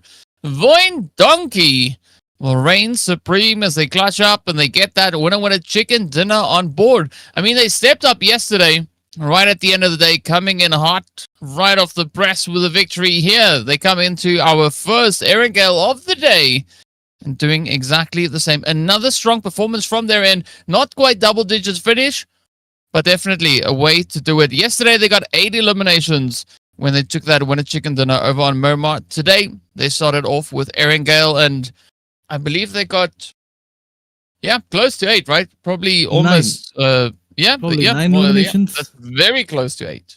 Right Absolutely. next to it. To be very honest, VOIN Donkeys, previously they were struggling in every possible way. Now that the PUBG gods are in their favor, the circle came close to their drop location, and the way they held it, the split was beautiful. It was risky, but it was commendable side by side. They did not allow anybody to breach in. They did not allow anybody to come into the Novo side, and that's where they confirmed the chicken dinner because they were looking at every place. If you want to go from the main island, you cannot go because there are 2 players who are holding with their mini 14 and and M4. And on the other side, if you want to come from the water side, there will be some other 2 players from VOIN Donkeys who are not going to let you do that. So the split was commendable. They executed it brilliantly, and side by side, the success was there. We're talking about the MVP. It's going to be none other than Zeta with 4 elimination points and 993 damage. The damage is huge, all because they were trying to get information on their outskirts. Side by side, Zeta was the player, I believe, who had the elevation in the last match, and that's the reason why he was trying to damage everyone that he was spotting. Yes, some elimination numbers were stolen away, all because some teams were there who were, trying to. There was limited area for all the other teams and so much area for VOIN Donkeys. Yeah, well, if it's in your favor, you gotta capitalize on it as best you can, and VOIN Donkey doing exactly what they needed to, coming through with a glorious 10-10, right? 10 eliminations, 10 placement for 20 points on the board. AEROMACY keeping that heat up there as well. 15 total. Vampire Esports walking away with 5, so it does show you that cats can float, right? They're not going to fight the water. Yeah. They'll just kind of sit there and soak it up and just, have a little bit of fun. But for 3 squads, it wasn't that good of a run here. T2K, again, getting sent back with nothing to show for the match. XAVIER and A1 Esports also stepping in alongside them there. So it's unfortunate, but it is what it is. VOIN Donkey now coming through with 32 points. I mean, that's the consistency that we were talking about. 18 elimination points in total, and now 18 total points. In fact, not elimination points. And then 32 points in total. That is brilliant by Team VOIN Donkeys. And side by side, DRS is also coming in with 24 points in total. 4xLC, another consistent name. They were consistent when, if you talk about getting those elimination points, but side by side, they did not get good placement points. Vampire Sports, they were trying to make a comeback, 17 points through the name. Then we have AEROMACY, who also tried to make a comeback because previously, AEROMACY, they had probably like, I don't know, like 3 to 4 points. They did not have many points. But yes, it's a good thing. It's a comeback. Yeah, definitely a comeback. And speaking about comebacks, we are coming back to page number next, the last page, the final page here. TALON are going to be added with those 3 slots as they now move up all the way into 10th position, securely sitting there with 8 points. So I'm still looking to see quite a bit of change, right? But it just shows you the stark contrast that has taken place in just 2 games, right? 32 points at the top of the board and a few donuts coming in on the final page here. So HALAL, NEXORY, all these squads sitting over in those lower slots, they need to up the ante if they want to make it through. Because if you want to make it into the grand finals, you will have to land yourself on the first page, right? That is going to be those qualification slots. So the pressure is going to be on. Absolutely. But moving on, we're talking about the schedule. That's going to be the 3rd map, which will be starting in a few minutes, which will be starting on the map of Erangel. So yes, we do not have 3 Miramars, we have 3 Erangels as per the official rotation. So yeah, teams who love to play Erangel. I think everybody's comfortable on this map because that's the most amount of matches that you probably have played on this map. Because if, as far as I remember, I used to play Senok all the time, but yeah, Erangel was my 2nd favorite. Now that Senok is removed from competitive, what's left for you? It's definitely Erangel and then Miramar, and then we have Rondo as well. But yeah, within a few minutes, we will move towards the next map. Before that, we would like to take a very short break. So stay tuned, stay with us. We will be right back after a very short break.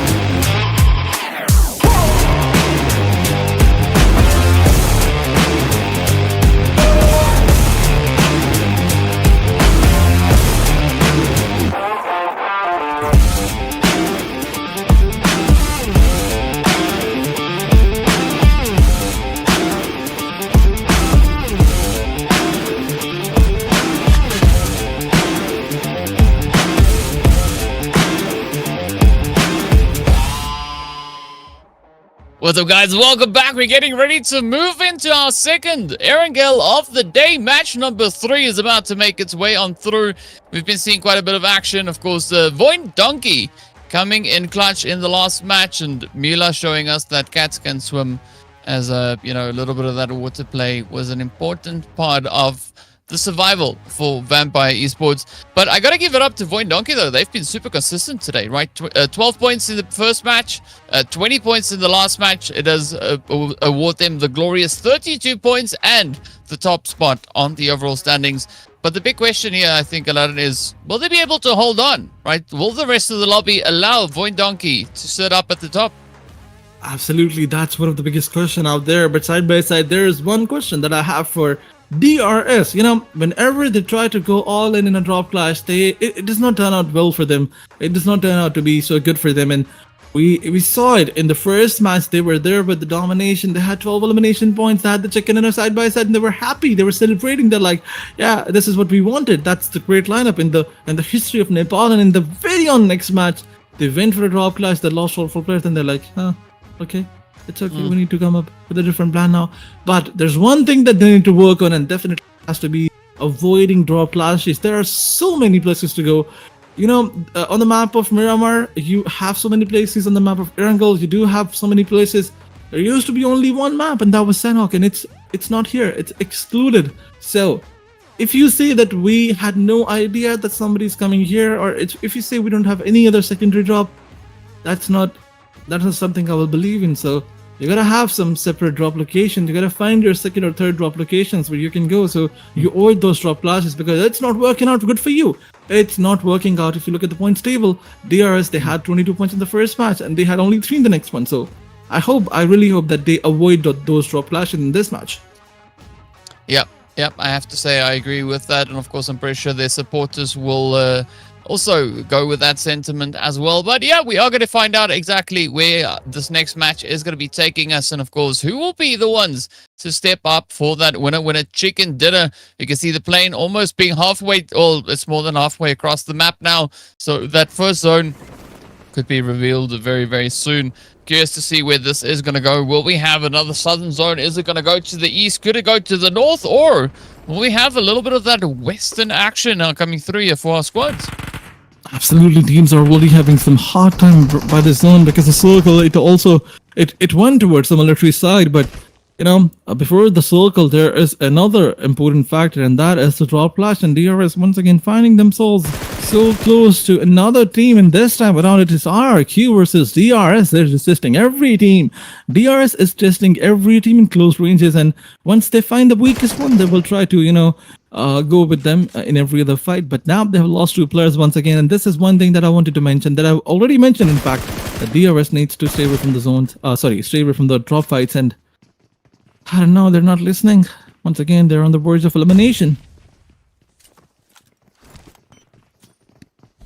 Yeah, that's definitely not where you want to find yourself, but an interesting shift as we go south again, but this time around just on the other side of the military island. So that is going to change up the proceedings for our squads. We could see even more of a bridge play now coming through, as both bridges are in the zone. So, yeah, the opportunity is going to be available. Bipin and the rest of the crew could really be looking to lock down that southern defensive positioning. But the teams up towards the north will have a long, long way to go. So Bandit, Talon, as well as Tribe AEROMACY and A1 are going to have to get themselves going. But A1, they are going to be finding themselves having to kind of go up against T2K, as the pressure is going to be on those drop clashes. The hot drops coming in, swinging. DRS looking to defend their own position up in Malta, as RRQ are knocking on the door. They want to see if everything is good and sorted up top. And there's 2 Donkey Kongs here, right? It's not often that we see that being the play. But now, RRQ patiently awaiting the play here. We do say goodbye to Sinister as the shots come through. Hitman also finding 23, but Zibian comes through with a quick response. Does come around with the retaliation. T2K and everybody else not just lighting this lobby up. Absolutely, Master Zodi. He moved forward, took one player down. You gotta be careful. Rowdy leaves the revive. He tries to move forward, but Master Zerd, he has a shotgun in his hand. He tries to bait out the player. He tried to land the shot, but missed both the shots. And Rowdy, now he comes in, takes one player down. But what's gonna happen? What is this? What's going on? The players were hugging each other, and Rowdy, he's like, are you my teammate? No, I'm not your teammate. Okay, I'm gonna fire. And he eliminated him. Ajaya gets eliminated, and Team Women Esports, they will win the fight, but, winning a fight against T2K, that's a great thing, but, keeping all 4 players alive, that's insane, and that's exactly what Team A1 Esports did. They have 4 men standing, 4 elimination points to the name. I mean, winning the fight against T2K is great. Winning a fight against any team is great. But for T2K, that's not great because, again, they're the first team back in the lobby. This has now been the 3rd match. They are the first team down every single time.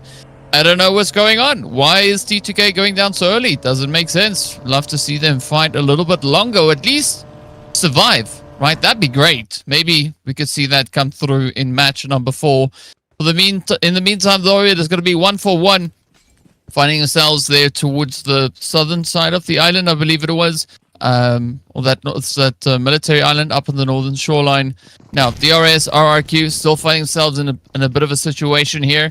RRQ absolutely relentless. They've been able to find 2. Are they going to be able to find the final few players left on DRS's side?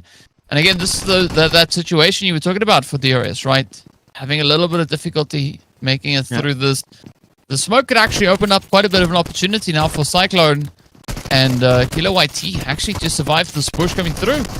Absolutely. That's not a good idea for RRQ, but they'll still try to charge in. And DRS, they get eliminated. Now almost all the players of RRQ are down. And Steven is coming for a 3rd party. Look at this beautiful grenade by Kino. He's going to confirm 3 elimination points with 1 beautiful grenade. And it's a 1v3 by this player. What a 3rd party by C1 Esports, and what a beautiful grenade by Kino.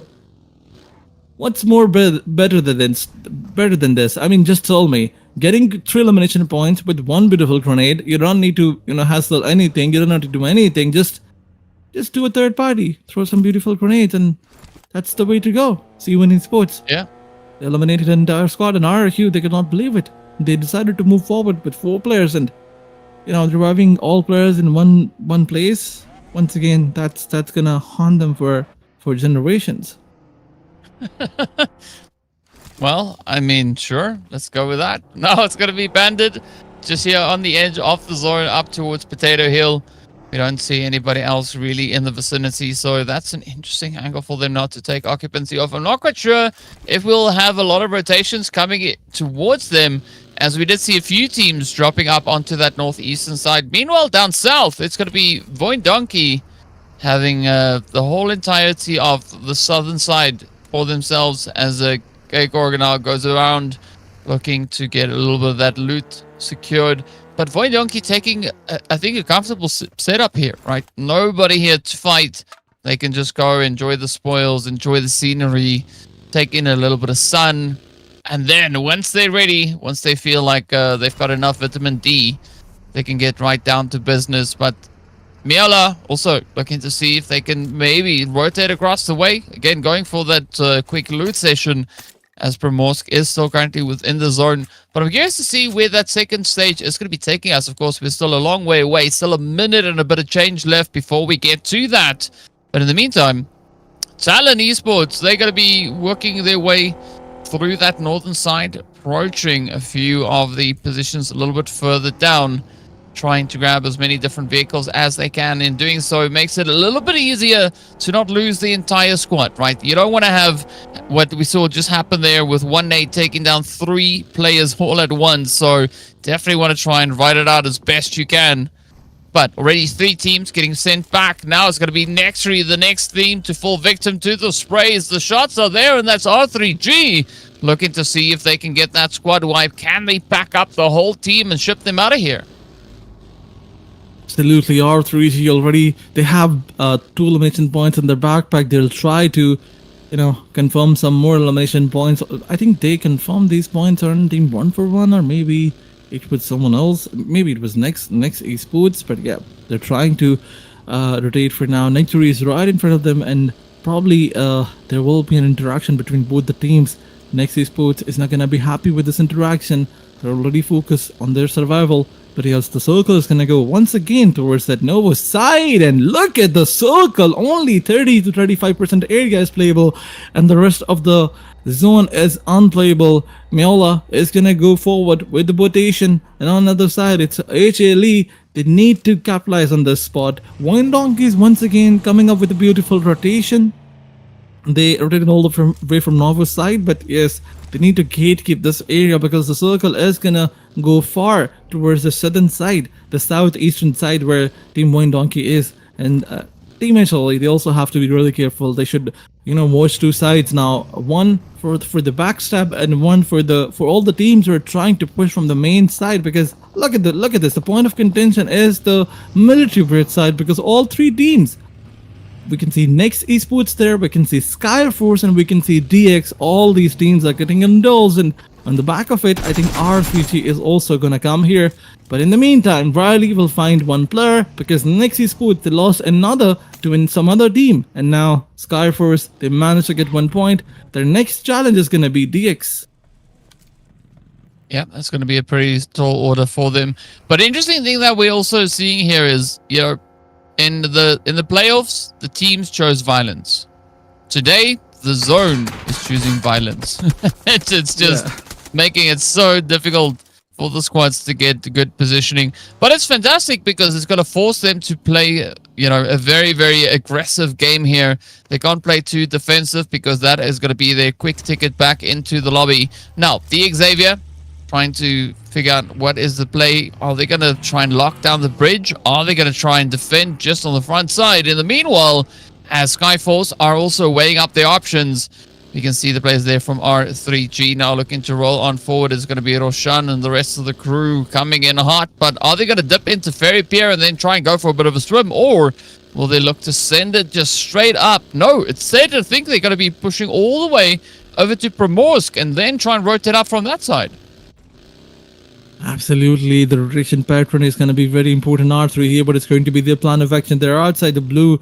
They're going to go outside the blue zone in a few seconds or maybe a few minutes. But side by side, I think they want to go from the bridge side, but they're waiting for all the teams to, just end their fight, avoid this area, and then a late rotation is gonna be here. And side by side, maybe the way they're playing on that Ferry Pier side, they can go for a rotation. But is there any vote? I don't think so. Because there was Team VIPERxKO who could have, utilized all those boats, who could have used all those boats. But AST versus Team Skyforce, that's another fight. On another side, there's a third party coming in from Dingos, and look at this. Skyforce, Sunshine is down. Already they have 2 elimination points, and Lamborghini got spotted by IC Vice. Some sprays are going back and forth, and Lamborghini, he also have to, just put a little bit of pressure on Team Skyforce players. But DX, look at them. They're losing their players to the zone, and side by side, Skyforce is also trying to get some elimination points confirmed, but I think the time is very short. They need to conclude this fight as soon as possible because R3G is gonna come in for a third party on both the teams, and look at them. They will take one of the players down on Team Dingos and then confirm another elimination point on Skyforce. So it's not looking good for any team out there, and Roshan has all 4 elimination numbers. Dockel is also knocked out because of the zone, and R3G will try to get that elimination point confirmed side by side. Levi's decided to move forward, confirming elimination point on Team Skyforce's side. It's not looking good for anyone. It's a 1v2v4 situation, I guess. And Dingos, now they also have to do something miraculous because they cannot survive this fight. Yeah, it's going to be a pretty tough one to get out of this in one piece, but a good strategy. We do see that off-angle rotation coming towards the bridge just in the background. Meanwhile, it's going to be TALON feeling the heat as they've got a few neighbors now moving in here. It's going to be full YLC looking to see if they can take up a spot of their own. Vipen up there in the hovercraft. Vampire, they also have one. But are they going to be able to get the job done? It is going to be just on the edge of the melee base, and Riley goes down. New player locking it in. There we have it. 6 eliminations now for R3G. A1 also going to be looking for their slice of the action as they will need to rotate all the way back in towards the zone. Still a long, long way to go. as they now take the push up in towards that military base. But again, already having a few other players here. It is going to be Vikings. Up comes Superman flying in with his horse. Is he going to be able to get the jump? Well, not quite yet, but he does quickly jump and change seats. It's going to be CJ now having to pay the price, and well, a little bit of horsing around coming through here. Superman now looks to close this one up. Gonna get that confirmation. That is 3 points already on the board. Now they're gonna capitalize on the fourth. A1 running into so much difficulty here. CJ getting banned as that is the end of the road. Now, A1, they still have 2 players up from what we can see. It's gonna be AEROMACY also holding on the bridge. Up ahead of them is going to be the XAVIER Lamborghini holding nice and steady. But both these squads, they need to get back into zone because Phase 3 Blue is going to eat you alive. Absolutely, DS. They have their 3 men. They can definitely move towards the zone and try to find some more elimination points. But they think that 700 meters is not a big challenge. But they're trying to eliminate one last bit of AST. But yeah, we saw some action by the Superman side. The Superman who's a cowboy and loves to cook with the pan. So he has so many features. He has so many attributes. But AST trying to do the same thing here on that bridge side. But Lamborghini got spotted. Does he have any idea that Trix has changed his position? Trix speaks from one side and then moves to another. And this is going to surprise DX. Look at this. A beautiful grenade is going to take down Lamborghini. Look at this beautiful grenade. It's gonna go right on the face of Lamborghini, but R3G comes in from the backside, and this is going to be another big challenge for DX. Not just for DX, it's gonna be a challenge for team R3G as well. How are they gonna move inside the zone? Because DX is waiting for them, and it's not the right way to do things. DX, they need to move back because the players, they don't have any other kit available now. So staying outside the zone, it's going to cost them their players. Look at this. Lamborghini is knocked out. And all 2 players now, they're trying to move inside the zone. This gives an opportunity to R3G to move inside the zone. But yeah, in the meantime, Zeta is confirming some elimination points. A1 Esports, they will find themselves into the crosshairs of Team VOIN Donkeys. And look at this. They're not just taking the players down, but confirming those elimination points side by side. Both the players are now out, and this marks an exit for Team A1 Esports. But Roshan is on rampage. This guy is going bonkers over there. Yeah, it is really heating up. Oh, Mueller coming through with a beautiful nade, finding a few hits there as well. We do say goodbye to Puzzle from Bandit as the blue does its thing. Now, Bandit in a very sticky situation. They need to find a way to potentially maybe rotate back into safety. But for 4YLC, things are looking pretty decent here. As you can see, they've got a nice lineup, nice position, well situated onto the southern side of zone. Up comes the Vikings rushing on forward. It's going to be Fearless now just hammering away at the rock. Unfortunately, not making the necessary connections. The XAVIER giving up a few of their players to that blue zone as well. Paying homage or paying the price for something to potentially come through. It's going to be Keen taken down as now Champions Esport only have a few more remaining. 1 player is going to be what they will have to try and work with here. But let's see whether or not Persian can get the nade secured. Bandit quickly just falling back, looking for a quick cheeky reposition. But it is a little bit of a late decision here, as already so many teams have moved in alongside them. Vampire Esports also now going to be moving up on R3G. While left with a solo, at least on the front line, and pressure and tensions continue to rise. Absolutely, pressure continues to rise. VOIN Donkeys confirming more points, and there's time around. They're still looking for another chicken dinner, but are the teams going to allow them to do that or not? Only time is going to tell. But here we have 4YLC coming up against Bandit Esports. This time around, Bandit was trying to stay away from all the possible contention, but now I think it's time for them to get some elimination points. VOIN Donkeys, in the meantime, they found the last player of Team R3G, and R3G, the plan that they had of rotating deep inside the zone was definitely not good. They gave their elimination points. They just, you can say, they gifted the elimination points to the entire lobby, because a few moments ago they had 4 players and now they had only 1 who also got eliminated by some team on the extreme eastern side.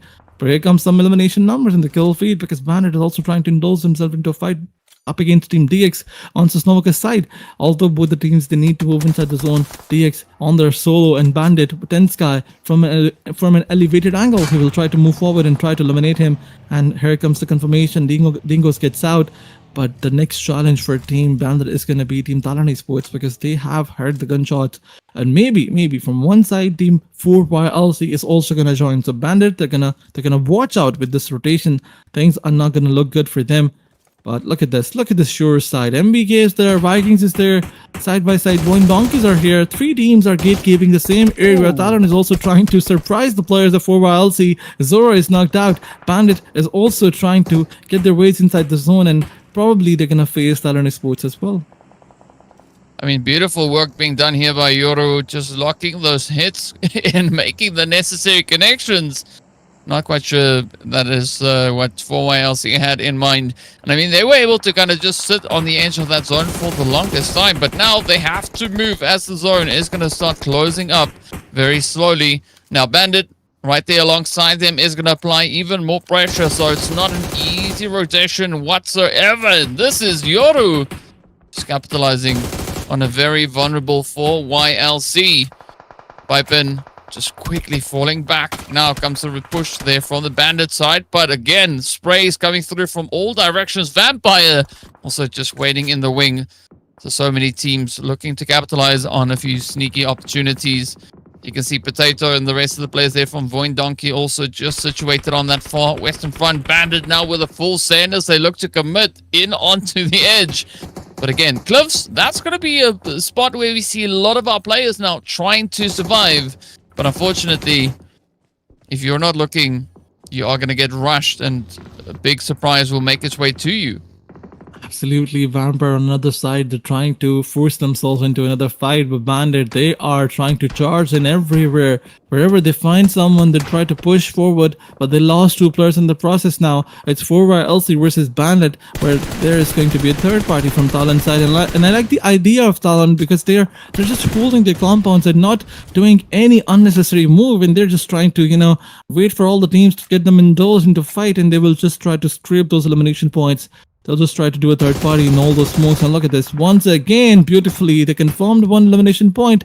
But yes, another player was spotted on, this time on Bandit Esports. A Viking Bandit, what's the name? Venice was also spotted by Johan, and Yuri Johan will confirm another point. So, yeah, the entire plan of Team TALON Esports is to wait for the other teams to fight with each other, and then just go all in. Then just, spray them down, and maybe with those random fires, you will confirm 1 or 2 elimination points. That's how they got 5 elimination points. So TALON is looking more stronger than ever. The circle is definitely gonna move, so they gotta watch it for the zone as well. Their focus should be on the zone, and side by side, maybe Vampire will try to slam in here, because now that Vampire is outside the zone, they will try to look for the openings. TALON Esports, you cannot peek there. You cannot get 1 or 2 players knocked out, because if this happens, Vampire is gonna charge in and try to steal these compounds away from you. Yeah, and they are going to be quite capable of doing exactly that. So let's see whether or not TALON will be able to wing this one. Are they going to be able to close it out? The zone still very committed to staying partially over the water. A few players already getting themselves situated out on that far edge. But if that zone moves back onto the east, it is going to be absolutely troubling for the players situated on that far edge side. But let's see what will happen over on the eastern front, as TALON now looks to focus all their efforts over onto the side. Vampires, though, surprisingly cautious, right? Not getting too aggressive, just keeping their distance, not overcommitting to anything, at least not for the time being. But here we go, as Johan now pushes up, looking to see if they can find a little bit of something. Oh, there we go. A cool finds the opening, and that is it. The Vikings getting swept under the rug. Down they are. So, 2 easy elims coming through there for the side of TALON. Now, a few more teams remain, as we can see. A few solos as well, right? 4YLC as well as HLE sitting on 1 apiece. But VOIN Donkey looking good again. TALON with the 3 players up. Shields is going to be down. Vampire is sitting in a very similar situation. But Vampire is quite hesitant to move, right? They're not committing to pushing just yet. They want to see the teams dissolve a lot of this aggression before they choose to move in. Absolutely, but I think they cannot wait here for any longer. The smokes are gonna fade away, and then their position is gonna get revealed. But yeah, VOIN Donkeys still trying to get the best area for themselves in the zone. Although they have Ish Ali in the close quarters, but they gotta watch out. Maybe HALAL, AXETRON, they have 1 or 2 players who will not try to make any noise unless or until they are forced to come out and try to take fight. But Vampire, they managed to get a good spot for themselves. Yes, the players are out in the open trying to take the cover from all the boulders and the vehicles that they have. But they have 6 elimination points and they're looking stronger than ever. VOIN Donkeys, they're waiting for the zone to come here, and I don't think so that they have any clue about the position of Hitman. And I want to see where this guy is. I want to see where the solo of HALAL AXETRON is, because he can definitely backstab VOIN Donkeys, and he's going to be the main reason if VOIN Donkeys loses his fight. He is going to be definitely the main factor. But Potato, look at him, he got damaged a lot, and he will probably spot him. I don't understand why he's not being able to spot Hitman, because any TPP angle from such height will give you the information that you need. But maybe he's not focused. Maybe he's focused on the other players who are fighting with him on the front side. And Rizek is now coming in. I think still VOIN Donkeys has no clue, and this backstab is going to be deadly. But the situational advantage is definitely going to be in the favor of Team Vampire Sports, because they have 4 men standing. It's a 4v3v3 situation. A fight for the chicken dinner between TALON Sports and Vampire is going to happen. But VOIN Donkey, they're ready for a third party, and that's what they've been doing from the beginning. They just wait for all the other teams to fight and they do a third party. They're playing according to the zone, not overcommitting. Now that Circle is forcing them to move forward, they have to make their ways inside the zone. Hitman, no opportunities for him to, have a flashy play out there. Circle moves a bit far away from VOIN Donkeys, and now Vampire Sports, they are also on the move. They're also on the run. They gotta watch out. VOIN Donkeys is also there, but Lazarus will shut down Potato. He will give a shut up call to him. Vampire Sports trying to make their ways inside the zone. Gazer, you gotta watch out. If any other player of your team gets knocked out, if you get knocked out with 2 players knocked out, Vampire will definitely charge then, and from one side it's gonna be Vampire, from another it's TALON Sports. Wait a second, Vampire made a blunder. They came in the crosshairs of Team TALON and Team VOIN Donkeys. Well, this could be a little bit of a problematic play now for them. We did take a look there at Hitman, and Hitman just wishing that they could get back up on the hill, but they do find the play on to Razak, so somehow miraculously they're managing to lock in the hits. But that is going to be the end of the road here for HALAL AXETRON. Down they go. TALON looking to push up from the southern side, but I don't think they are going to be moving all too much. He said it was a problem here for the Vampires coming under pressure, and now we can see that really playing out as Vampires are essentially almost down to a solo. Now VOIN Donkey looking to get themselves into the action here as they start to move up. They've got a 3-piece, and there's still a lot of opportunity now for TALON to lock it in. It is going to be Razak getting picked on up. Down they go, so no carrying. Going to come in here from the Razak side. The rush is in, and Mueller pulling a move similar to ones we saw come through in the Matrix. Just managing to evade those vehicles rushing up on them. Now, Akul trying to smoke it up. Are they going to maybe attempt a little bit of something here? I mean, Vampire is already up to 11 eliminations, but down they go. The shots just flying on through, and that is the end of the road. Vampires out in 7 eliminations rather. Now, VOIN Donkey left with Gatecore again, right? Last time we saw Gatecore being the last player up. They came in clutch. They got that winner chicken dinner, but TALON not going to allow that one to happen this time around. As they come in, they close it off, and with that, securing themselves that winner chicken dinner. So TALON coming through with a beautiful read on the zone here. Really just knowing when to time those engagements. And it almost went south. It almost went south for them. Absolutely. VOIN Donkeys on the other side, they played beautifully. And TALON Sports, they got the better of VOIN Donkeys in every other fight. The main advantage was not with Team VOIN Donkeys in the last zone. And that's the main factor. Side by side, when two of the teams were fighting with each other, VOIN Donkeys, they could have, just stayed away from all the fight.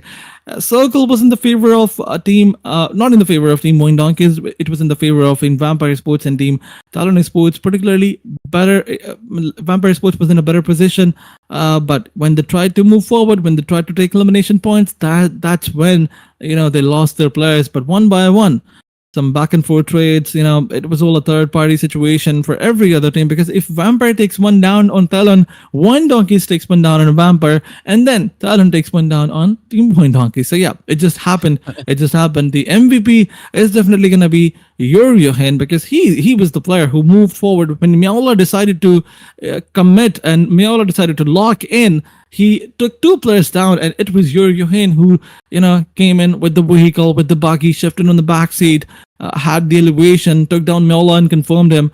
That's the reason why this team dominated entirely. 6 elimination points in total, 859 damage. Some brilliant numbers out there, some brilliant stats by this individual player.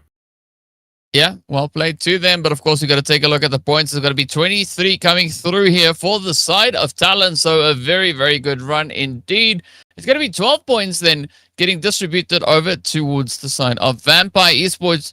VOIN Donkey, even though they might not have had the craziest run, they still managed to secure themselves a glorious 11 points. It's going to be R3G then coming in hot off the press with 8 eliminations, but not a single placement point. So just pure aggression that they were able to capitalize on for this game. HALAL AXETRON also going to be finishing strong then on 7 points. And then we take a look at the rest of the board, right? The points extend quite well all the way to Skyforce, who will also be walking away with 3 points. Then 1-for-1 DRS picking up 1 point apiece. And unfortunately, AEROMACY, NEXORY, and T2K gonna have nothing but bubbles to show for this last match. But it is what it is. And well, Talon, they've now flown up in the standings all the way into 2nd place, an 8-slot jump. Absolutely, what a brilliant position by Team Talon Esports. The last match was the main reason. They had close to 8 or 10 points in the previous matches, and now with a big chicken dinner with good amount of elimination numbers, they have 31 points in total. Vampire still, the decent performance is there from their side. They're on the 3rd spot. VOIN Donkeys was here from the very first match. Then we had DRS, who was on the 1st spot. VOIN Donkeys was on the 2nd, but now DRS is on the 4th spot. Unfortunately, this game was not a good game for them. In previous 2 games, they decided to do a drop clash, and that's the reason why they're in top 4. Maybe if they could have avoided it, they would have been in the top 3. For YLC, same thing happened with them. Although they did not try to go in any drop clashes, but the rotation was not on time. They suffered the players lost because of the zone, and then when they rotated inside the zone, that's when they lost their players. Vikings Esports, I guess they also need to step up big time. Champions Esports, they're not getting any points. AEROMACY also, they were on the 6th spot, and now they're on 8th or 9th. Yeah, it's an interesting shift that we have coming through here. I mean, again, right, you want to try and keep that consistency under lock, because if you don't, you are going to slowly start slipping off the side of these standings.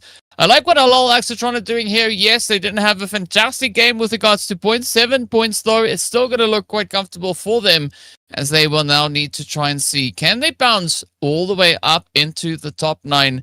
If they keep the consistency going, it could very well be doable for them. And of course, the entry into the top 9 is not that high. It's only 16 points. So Bandit could make their entry into that. 1-for-1 could have a run. RRQ as well as HALAL. In fact, anybody on this page could look to get that job done. I think for T2K, so far, I don't quite know what was happening on their end, right? They've been running into quite a few teams in those early stages of the game. It's happened in 3 matches. So we want to see them have a little bit of a turnaround coming into the final Erangel of the day. Want to see T2K secure some points, right? I don't know why they haven't, but hopefully this last match on Erangel will be that opportunity for them to do exactly that. But you got to give the credit over to Talon. They've been doing a phenomenal job so far. Things are looking pretty good for them. But we're going to see what Game 4 has in store for us. Absolutely. In this match, T2K lost their fight against Team A1 Esports. That's one of those surprises that I was not ready for. I mean, A1 Esports, they did not have a lot of good fights from their side. They were struggling in the previous stage as well. But now that they're eliminating T2K, it clearly tells us that they have so much so many skills to show, so many skills set. Skills set. I wanted to say skill set, but I just fumbled a lot. So yeah, they need to show their skill set and side by side. They need to work on their placement as well because the rotations are not good from A1 side. But RRQ, another team who struggled. They had 4 points only in the previous match. Skyforce, they are also not playing up to that expectation. The points table already surprising us with VIPERxKO coming in, VOIN Donkey with the consistency. So I think that's high time that everybody realizes that after 1 or 2 bad matches, you will definitely struggle on the points table. But what's going to happen in the next match? We'll find out after the short break. So stay tuned, stay with us. We will be right back.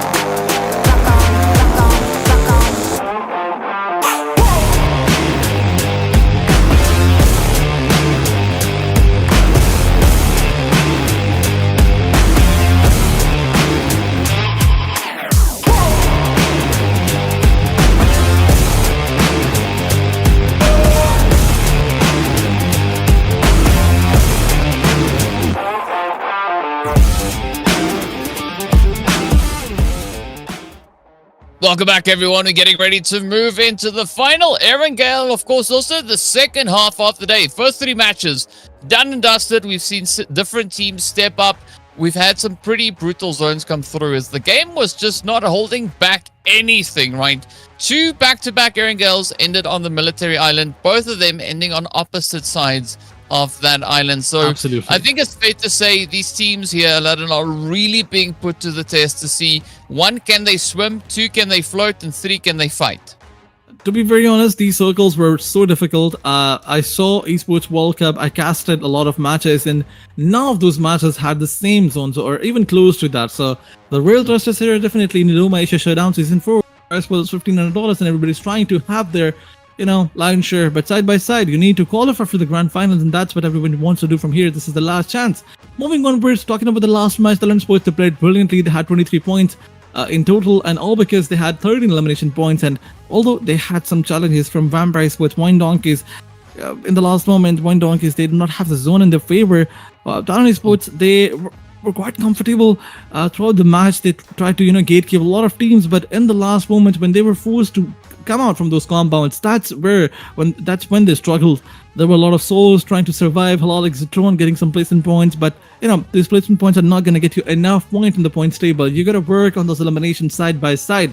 And this is a message for Team NEXORY, T2K, 1for1, Skyforce, RRQ, and even esports, because all these teams, they do not have very good spots. They're not comfortable. They're not looking comfortable in the points table. Yeah, and they need to ramp it up, right? Because this is the last stretch of the day. So whatever the teams can't pull off in today's games is going to become increasingly more challenging moving into the final 6 matches then tomorrow. So yeah, I mean, if they want it, they're going to have to go get it. That's the only way to do it, right? I mean, nobody's going to give you points. You're going to have to earn those points. You're going to have to get aggressive. And that's the thing about this region is if you're not aggressive, good luck. Because you're going to have a pretty tough time securing points. Yes, you might get some placement points, maybe if you're lucky. But most of the time, the answer is no, you're not going to get anything, right? You're going to get picked up, shipped out, and off you go. That's it, done and dusted. So you're going to have to double down. I mean, look at Regicide, for instance, right? 8 eliminations in the last game. They capitalize on that aggression. Unfortunately, not being able to find any placement points, but it's okay because they got points on the board. And now coming through with this flight pass, starting us over on that Stolper side, heading down towards Quarry. A nice little bit of a shift, but we'll find out if it's going to be a good play for these teams as we are yet to see what that zone is going to be bringing in. Absolutely, side by side, those drop clashes are going to be there. I mean, I want to see some teams coming up against each other, but although it does not affect us potentially, it is difficult for you. You will not be able to qualify. It will be entertaining for us. We'll be happy whenever we see a drop clash. We'll be like, oh yeah, early on fights because we don't get bored. Otherwise, there are some tournaments where we're waiting for the fights and we're like, the fights are going to happen now and now and now, and they don't happen. So yeah. It's going to be difficult for you to recover from those early in fights. As you mentioned, you need to have those points in your tally because tomorrow it's going to be very difficult for you to get points. The pressure is going to be there. You only have 12 matches and back to back those matches will be played. In the previous days there were some groups who got a little bit of rest of a day. Today and tomorrow, you have no rest. You have no chances to have rest. You'll be playing matches back to back. But talking about early on fights, there's a fight going on in Yesaya. It's 1for1 versus TALON Sports. TALON, after getting a chicken dinner, are they gonna face the same curse that we saw Team DRS facing? Because DRS, when they got the chicken dinner in one match, they got eliminated. They were the first team to face their demise in the very next match. So, is it gonna happen with TALON? Let's find out. Yeah, well, it was probably because their bellies were full of all that chicken that they got. But look at Yasnaya Poliana. Yeah, we've got 3 squads now kind of all hot dropping in here, looking to see if they can get their share of the action. So we've got 1for1, we've got TALON, we've got A1. So any one of these teams could be the one to clutch it out. Champions Esports also finding themselves in a bit of a predicament as they are going, up against the players from HALAL, AXETRON. Both squads looking to see, can they earn the points they need? Can they secure the plays? Ooh, Atomic, unfortunately, not having a S12K just yet, and that is going to mean that they will get taken on down. BLUZZ going to be riding on the edge. Up comes Kino, keeping a close eye, trying to time the shot to perfection.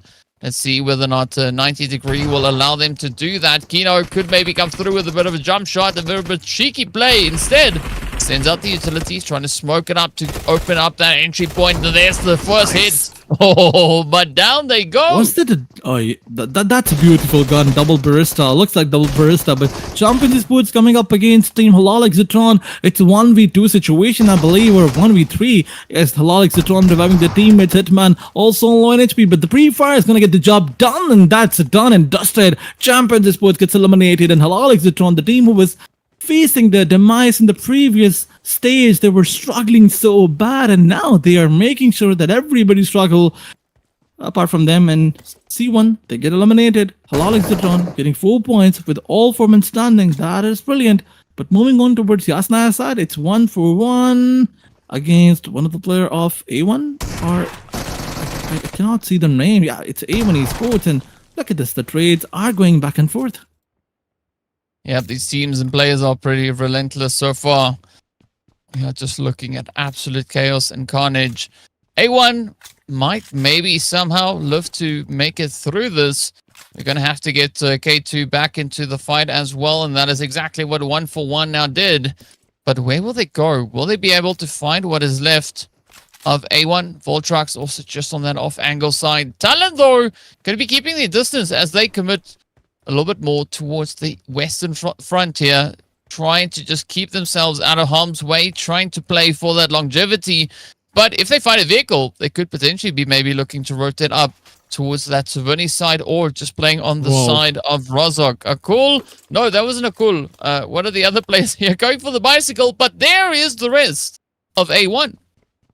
Absolutely, there was the risk and side by side. You know, I need to know, where do you get this vehicle from? I mean, how can you put the cycle in your bag, in your pocket? That's a big question. Maybe they have a small light of Doraemon, or maybe something else. But yeah, moving on with A1 Esports, they lost their 2 players, and they did not win any fight. Yes, they won their previous drop clash. This time around, they decided to go to Yasna, and it was TALON Esports who got some elimination points on them, and then it was R3 1-for-1. It was 1-for-1 who got 1 elimination point. I want to know who got the 3rd elimination point on them. Okay, yeah. A1 Esports, they gotta be careful. Flash was AFK, now he's back.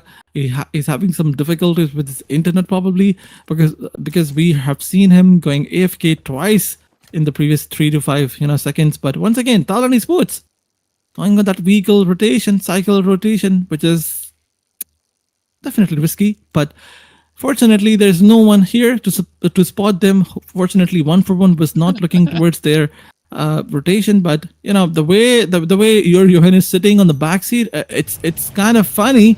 It's very funny. That's how girls used to sit on the bike. But never mind. That's the only way.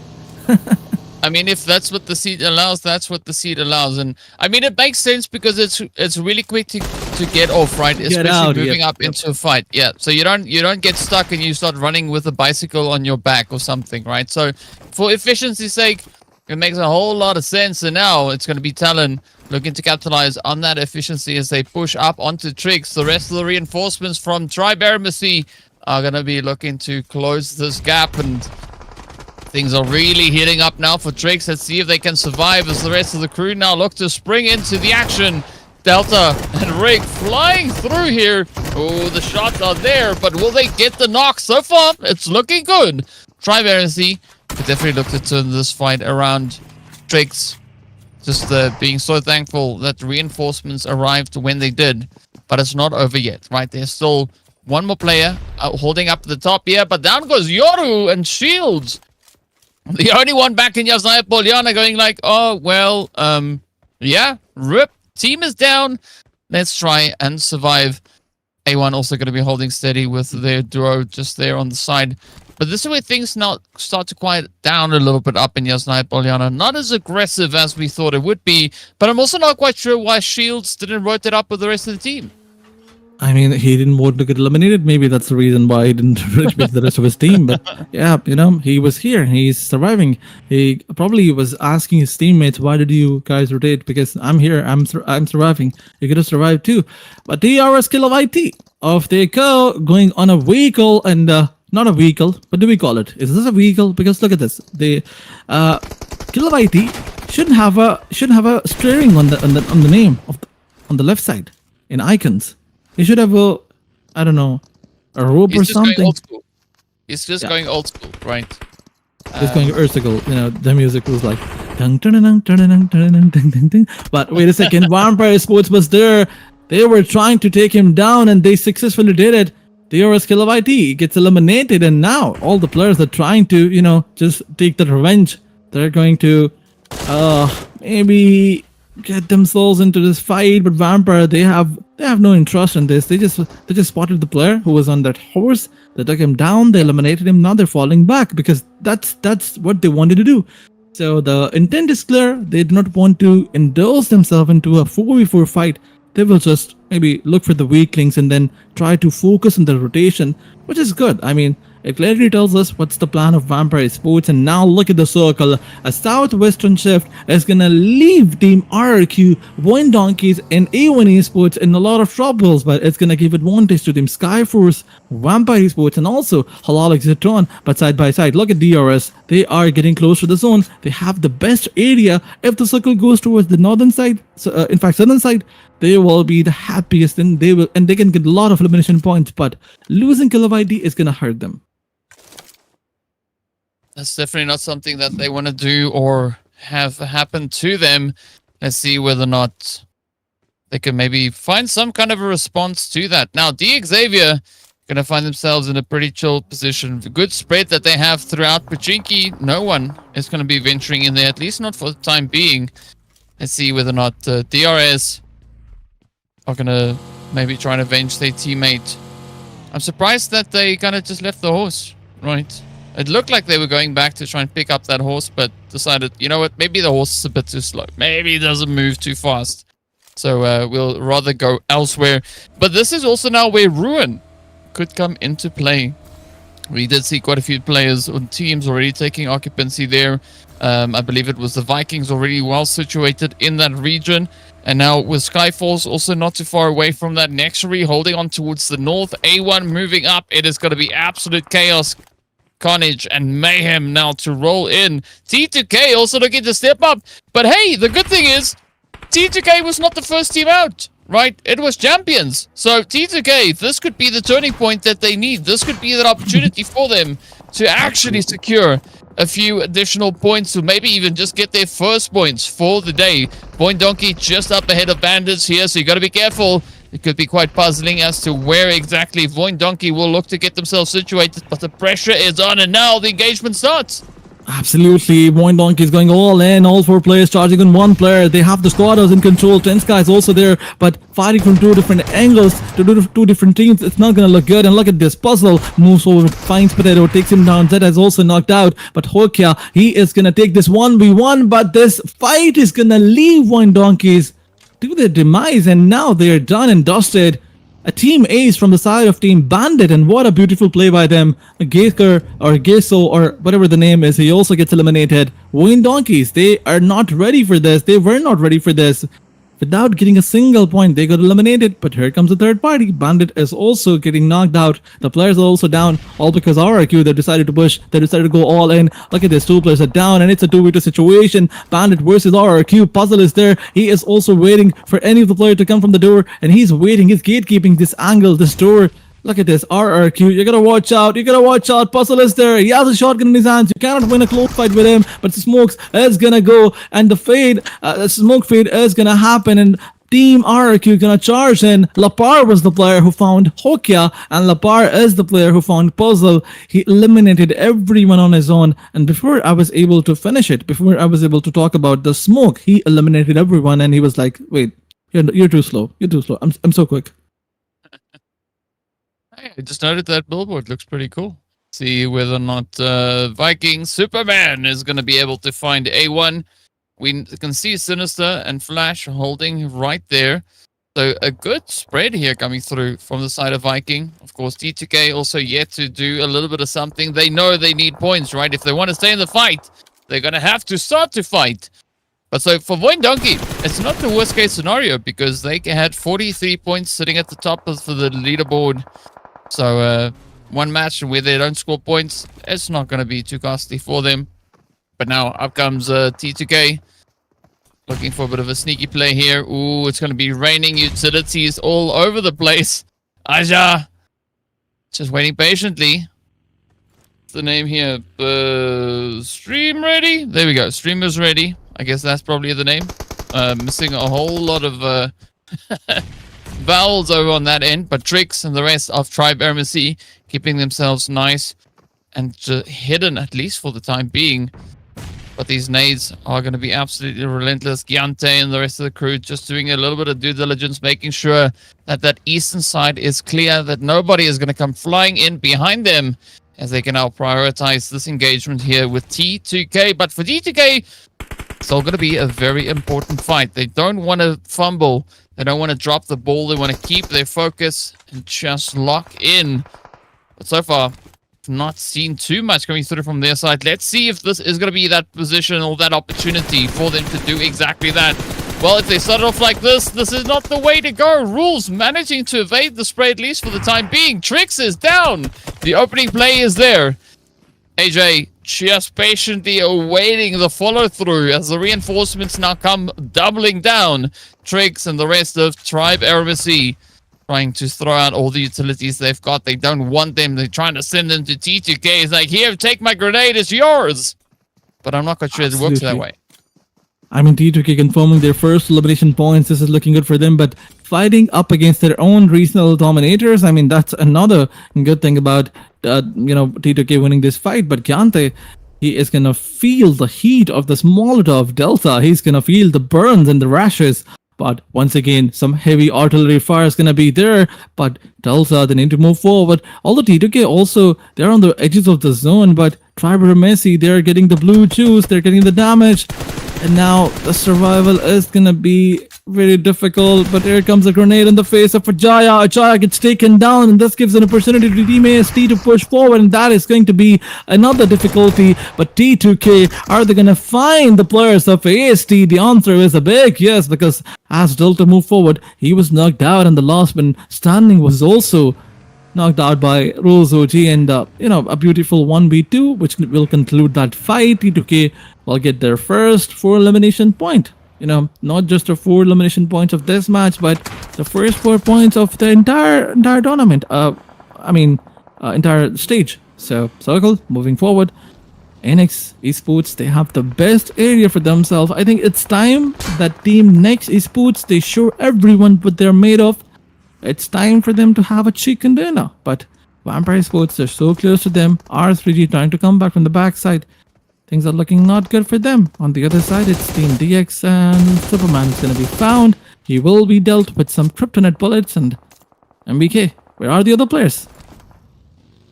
That's a good question, right? We'll find out where this one is going to be taking us to as Lamborghini now starts to move a little bit closer. 1 for 1, go down. For elimination, not a bad run. Beautiful strafing here coming through from Lamborghini, getting a little bit cheeky on these spray downs. More and more squads. Oh no, just getting absolutely obliterated. We're down to the final 9s. Team Talon fall to NEXORY. I love this aggression. Oh my god, what a peak play by Lamborghini. It's like peeking right and peeking left and left, right, left, right. I know that was brilliant. Jiggle. I mean, yeah, jiggle. Wiggle.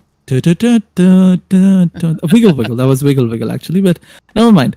DRS is here in front of us. One of the players knocked down, eliminated, and this happened with him in the starting phases of the zone. But now it's DX versus DRS. Although DX, they don't have the minute advantage, the 2v3 situation here. Example, trying to move forward with the vehicle. You gotta watch out. There are so many teams out there. On right side, it's T2K. On the left side, it's HALAL AXETRON. It's gonna be very difficult for this team to survive. They gotta watch out for all those sprays and bullets that TODAK is gonna throw on them. And now look at Master Zori. The position is compromised, and he had no idea about. Why can they not, spot the smoke that is here? Example, his position is now compromised. You gotta watch out. One good spray and you will be knocked out. But on the back of it, a fight between Vampire versus R3G is also going on. Yeah, some magic smoke coming through. It's only visible to the player. It hides them well, so well that the opponent doesn't even spot it. Now, T2K looking to double down. 6 eliminations. They are trying to bounce back. They've already jumped up into 17th position. If they can continue with this momentum, it will be a really good match for them. Now it's going to be DRS feeling all the heat. 2 players already down. Cyclone gets swept up and down they go. DRS out in 9th. This is a beautiful play. T2K up to 9 elims. Almost hitting the double digits. They are getting so close to it, but Rules will need to patch themselves up. 3 eliminations are great, but it's not that great when you're doing that from in the lobby. Now, Igneous looking to see if they can come through with a little bit of a response here. Quickly trying to retaliate, keep the players there from Skyforce at bay. They're going to have to get that res, bring AJ back on their feet, and keep the team strong, keep their numbers up. Sanchir, though, is going to be looking to apply the pressure, rushing up from the edge. The rest of Skyforce now committing to the push here. It's going to be Igneous on the front line coming through, going in hot. S12K, but no way, Rosoji. Self-made is going to be locking in the hits. I mean, if no one else can take you down, Rosoji can. I'm not talking about the opponents, I'm talking about the teammates. And Master 30, he have to, now sum up this whole fight. He needs to revive all the players. He needs to make sure that the team survives. But in the meantime, a grenade from Godless side is going to end this fight. But this grenade will fall short. The smoke was there. Thank God the smoke was there on Skyforce side. And look at Master Zerd. He's going to move forward. A beautiful grenade by not Lamborghini. By Godless will take him down. Once again, Ajaya, he does not have enough time. He needs to heal himself and then indulge into that fight. Godless trying to put that heal on. It's full HP from both the side. Master Zerd is going to get eliminated as Godless is going to confirm this elimination point, and now only the solos can survive, or maybe they will also get eliminated. But look at Ajaya. He knew that circle is going to move. He knows that it's not more important to take a fight, it's important to survive, and now he is moving inside the zone. But in the meantime, Raleigh got eliminated. How did that happen? Okay, it's Riley, not Godless. Godless is still alive. He's still in the fight. So the circle is prioritized by T2K. Ajaya, 12 elimination to the name. I mean, this is classical T2K for you. In last 3 matches, they had 0 eliminations, and now they have 12. Yeah, they're trying to get all of them, right? They're really trying to let everything out of the bag in game number 4. It took them a hot minute, but here they are.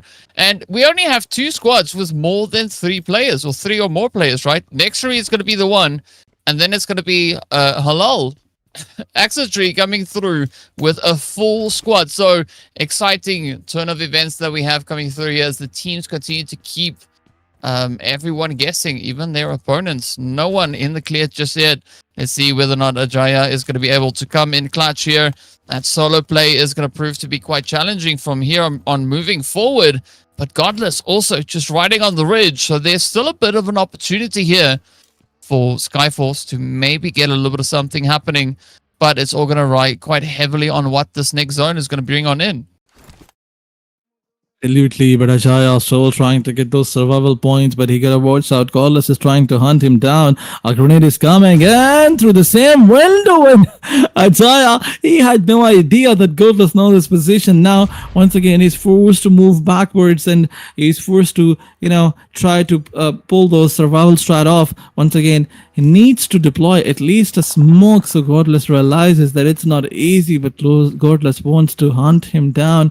He is becoming the hunter, but let's see, what is he gonna do? Once again, Ajaya moving on the, the basement area, and now he needs to move forward. Godless still trying to charge, and with all that barrage of utilities, and he's not being able to connect any of them. And now Ajaya will hunt down the hunter. This is beautiful. Once the god was down, although Godless was coming here all in, his adrenaline was so high that he was not even, realizing that he can also get eliminated. And once the god was down, Ajaya took the advantage, and now Cardinals gets eliminated. 13 points to the tally. This is brilliant by T2K. They have the zone for themselves. You can hold on here, but T2K is looking for some placement points now.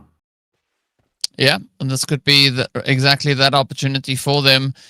Ajaya is going to be carrying the team with 5 eliminations. Quite a bit of a contribution being secured so far. So let's see. I mean, Ajaya might even be the MVP for the match, right? As you can see, sitting with the most damage so far. 1,600 damage.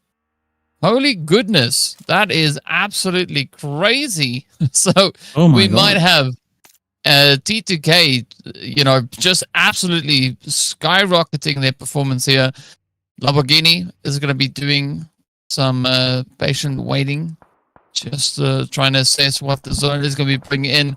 But looking at HALAL, AXETRON, they could have some other intentions there for them. Demo is going to be sitting on high, just looking to play off of Everest. But for NEXORY, it's actually, for the time being at least, a decent position.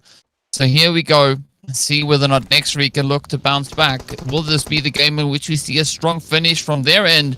Because again, coming into these late phases, if you have the numbers advantage, you could definitely look to capitalize on it. But it's all going to rely quite heavily on what HALAL AXETRON are going to be looking to do with the remainder of this lobby.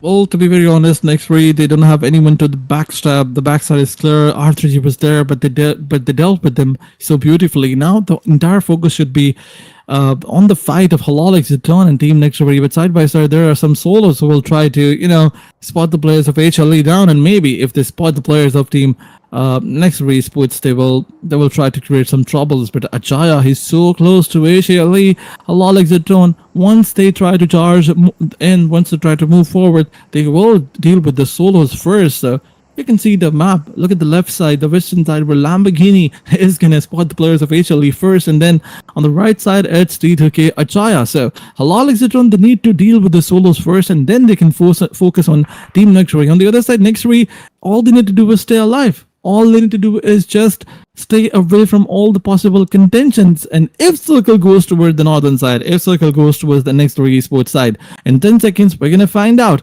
If this happens, it's an easy peasy, lemon squeezy chicken dinner for Team NEXORY. But they're just waiting. They're just holding on. They're not making any mistake. The position was railed and compromised. But yeah, they're going back to the cover. And once again, look at this. The heavy bullet dodge, heavy bullet connection was there. But the Circle is gonna push back towards the solo side. And look at T2K's player. He is so happy. He is celebrating. He is jumping, clapping, because he has a compound where the Circle is, but NEXORY esports is charging in there.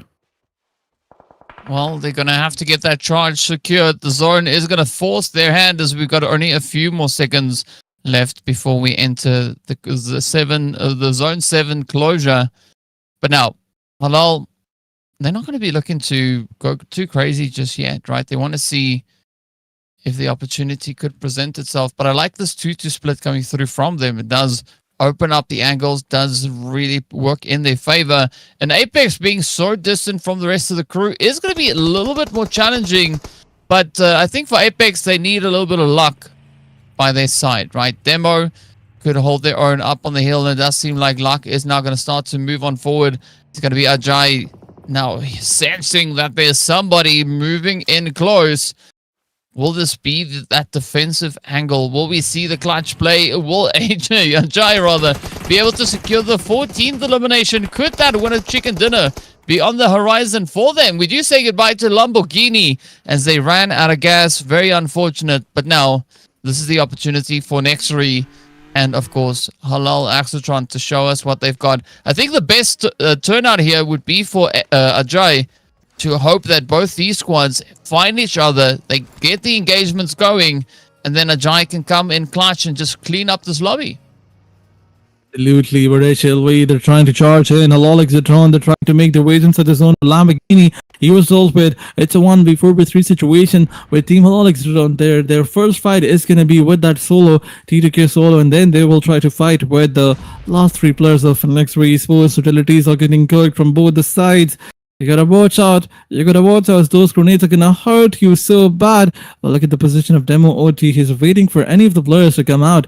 If someone decides to, move from the different side, from the western side, move from the back of the compounds, they will face their demise, and all because the players of NEXORY Esports are not moving forward. But the zone is gonna go back to Team NEXORY Esports. They have to wait now. The elevation is there. The map control is there. NEXORY, they don't have the man advantage, but they have the circle. Well, this is exactly that opportunity that you would hope for. It's going to be the end of the road, though, for T2K, as Ajay is not being able to survive. And down goes Apex, as 90 degrees sends in the molly. This is going to be the floodgates from the opening. As HALAL AXETRON, they've not given up just yet. They know they have the numbers advantage. They can figure that out by looking at the number of players that are still remaining within this match. And now with the knock onto Apex, this could be that turning point. This could be HALAL AXETRON coming in hot for that winner chicken dinner. Let's see whether or not it's going to be on the cards for them. Now, Demo, Luck, sitting on high. Ooh, up comes the rotations. HALAL starting to move forward. Apex slowly bleeding out. Not too much happening. But an interesting spread here as Luck is going to get pushed on. HALAL moving straight on forward. Mad Cat could be on the receiving side. The mollies coming, or the nades rather, coming in really close. Is Mad Cat going to find the spot, though? The nade beautifully cooked here as Luck is on the money. The shots are in. It's 90 degrees. Trying to come through with a response, but instead gets shot in the head. Now it's up to Hitman to see if they can clutch this one out. They are going to try and quickly just bring their team back on their feet. Now, it's Demo also looking to get mobilized, looking to move on forward. Again, the nades rain on down. It's a 2-for-1 special. Demo and Luck trying to turn this match around, and so far, it seems like it's on the cards for them. Absolutely. Once again, you know, Demochi looking for that opening. Situation is down to a 2v1, 2v2 in fact.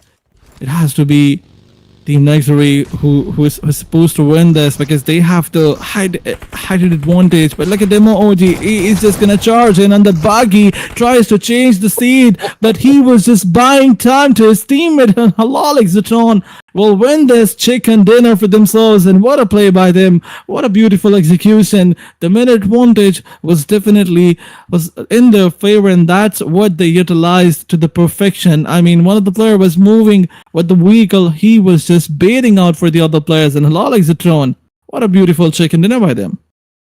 I mean, it almost cost them the chicken, right? It was a very, very close call. You got to give it up to Luck, though. Those grenades were absolutely amazing. So much accuracy and causing so much carnage, making it quite difficult for HALAL AXETRON to come in clutch. But at the end of the day, they were able to pull it off. Beautiful, beautiful strategy here.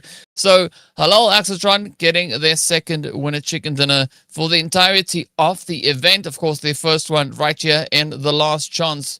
And what a beautiful way to get the job done. I mean, and it's a good day so far for HALAL AXETRON, right? They got 7 points in the previous match. If we look at what they did in the game before that, only 1 point. So it was about time for them to kind of ramp up those overall plays. And yeah, I think they are going to be feeling quite happy about it. Absolutely, they are going to be feeling happy because before this match, they had probably one or two good fights, but not a good match. But now they have got a chicken dinner, so they have every right to celebrate. But moving onwards, talking about the MVP, it's gonna be Luck, who is playing beautifully. 4 elimination points with the tally, 1118 damage. Some golden numbers out there and the golden performance, but NEXORY Esports, they stepped up big time. In match number 3, they had 0 points, and even before that, they did not manage to get good numbers. But this match was a brilliant match by them. They had good amount of elimination points, and side by side, if you talk about the survival instincts were also there. Although in the last zone, they managed to survive till the last seconds, but yep, I think the man advantage was the main reason why this team lost the last fight. Specifically, those grenades from the side of their opponent, those were some beautiful grenades, and they were not ready to face those grenades. Actually, HALAL AXETRON with 18 points and T2K with also 18 points, all because they had 13 amazing eliminations. Yeah, again, as we spoke about it earlier, right? Aggression does pay off if you are able to capitalize on it. So a phenomenal turnaround coming through here for T2K, going from donuts to 18. That is 18 Phenomenal. times more than what they had. So this is looking pretty exciting. But now we see NEXORY also stepping up here with a 12 points. XAVIER coming through with 9. And the points can trickle all the way down to where we see 4YLC closing it off with 3 points. And then we've got TALON, Viking Esports, and A1 picking up 1 point each. DRS, VOIN Donkey, and Champions having a little bit of a tough run this time around. But, you know, it's gonna happen. It's gonna have to happen to someone. But for DRS, we'd love to see them maybe ramp it up a little bit, because they've got 26 points in the last 2 games. They've not really been bagging that many points. Only 1 point between the last 2. So not much of a change, but a big change for HALAL AXETRON, jumping 9 slots all the way up into 4th. Absolutely a big jump by HALAL AXETRON, 27 points to the tally, and all because they had a chicken in the previous match. And moving onwards, it's DRS who's going to go 1 point down. They're on the 5th spot, and 6th we have 4YLC. Another change in the points table is in terms of Team Regis side coming up on the 8th spot, but that's not a huge jump. That's not a big jump. They managed to get some elimination points. That's the only reason why they're on the 8th spot. But I guess Team T2K, that's the team I want to see. Where are they after the previous match? Because they played beautifully. They managed to get so many elimination points. They had 0 points previously, managed to get 18 in 1 and jumped right from 18 to 12. That's a big jump. That's a huge jump by T2K. Yeah, it's not quite a 0 to hero, but it's a 0 to near, right? They are very close to that top 9. Just one more game, and that could see them gaining their entry into those qualifying slots. Only the top 9 teams will move through to the grand finals, so the pressure is going to start to build. And I mean, nobody is safe, really, if you look at the point situation, right? 43 for first place, 8 points coming in on 18th. So all of this could quite drastically shift in the coming few matches. So it's going to be quite important for the teams to keep the focus to ensure that they prioritize a phenomenal play. And in doing so, they could sit right here on the Winner Chicken Dinner board, sharing this, of course, with DRS, VOIN Donkey, TALON, and the players coming through from HALAL AXETRON. So, yeah, the first 4 exciting matches have been wrapped, and with that, we have only 1 map to go, which is going to be Miramar, but we still have 2 games left to play, so it's going to be interesting to see who will look to shift into high gear as we approach that desert, and there's going to be a lot of pressure on the shoulders. But of course, before we get into that, we are going to be hopping into a break soon as well. I'm sure I heard that. Yes, there we go. We are going to be heading into break. So be sure to stay tuned, and we'll see you right back on the other side.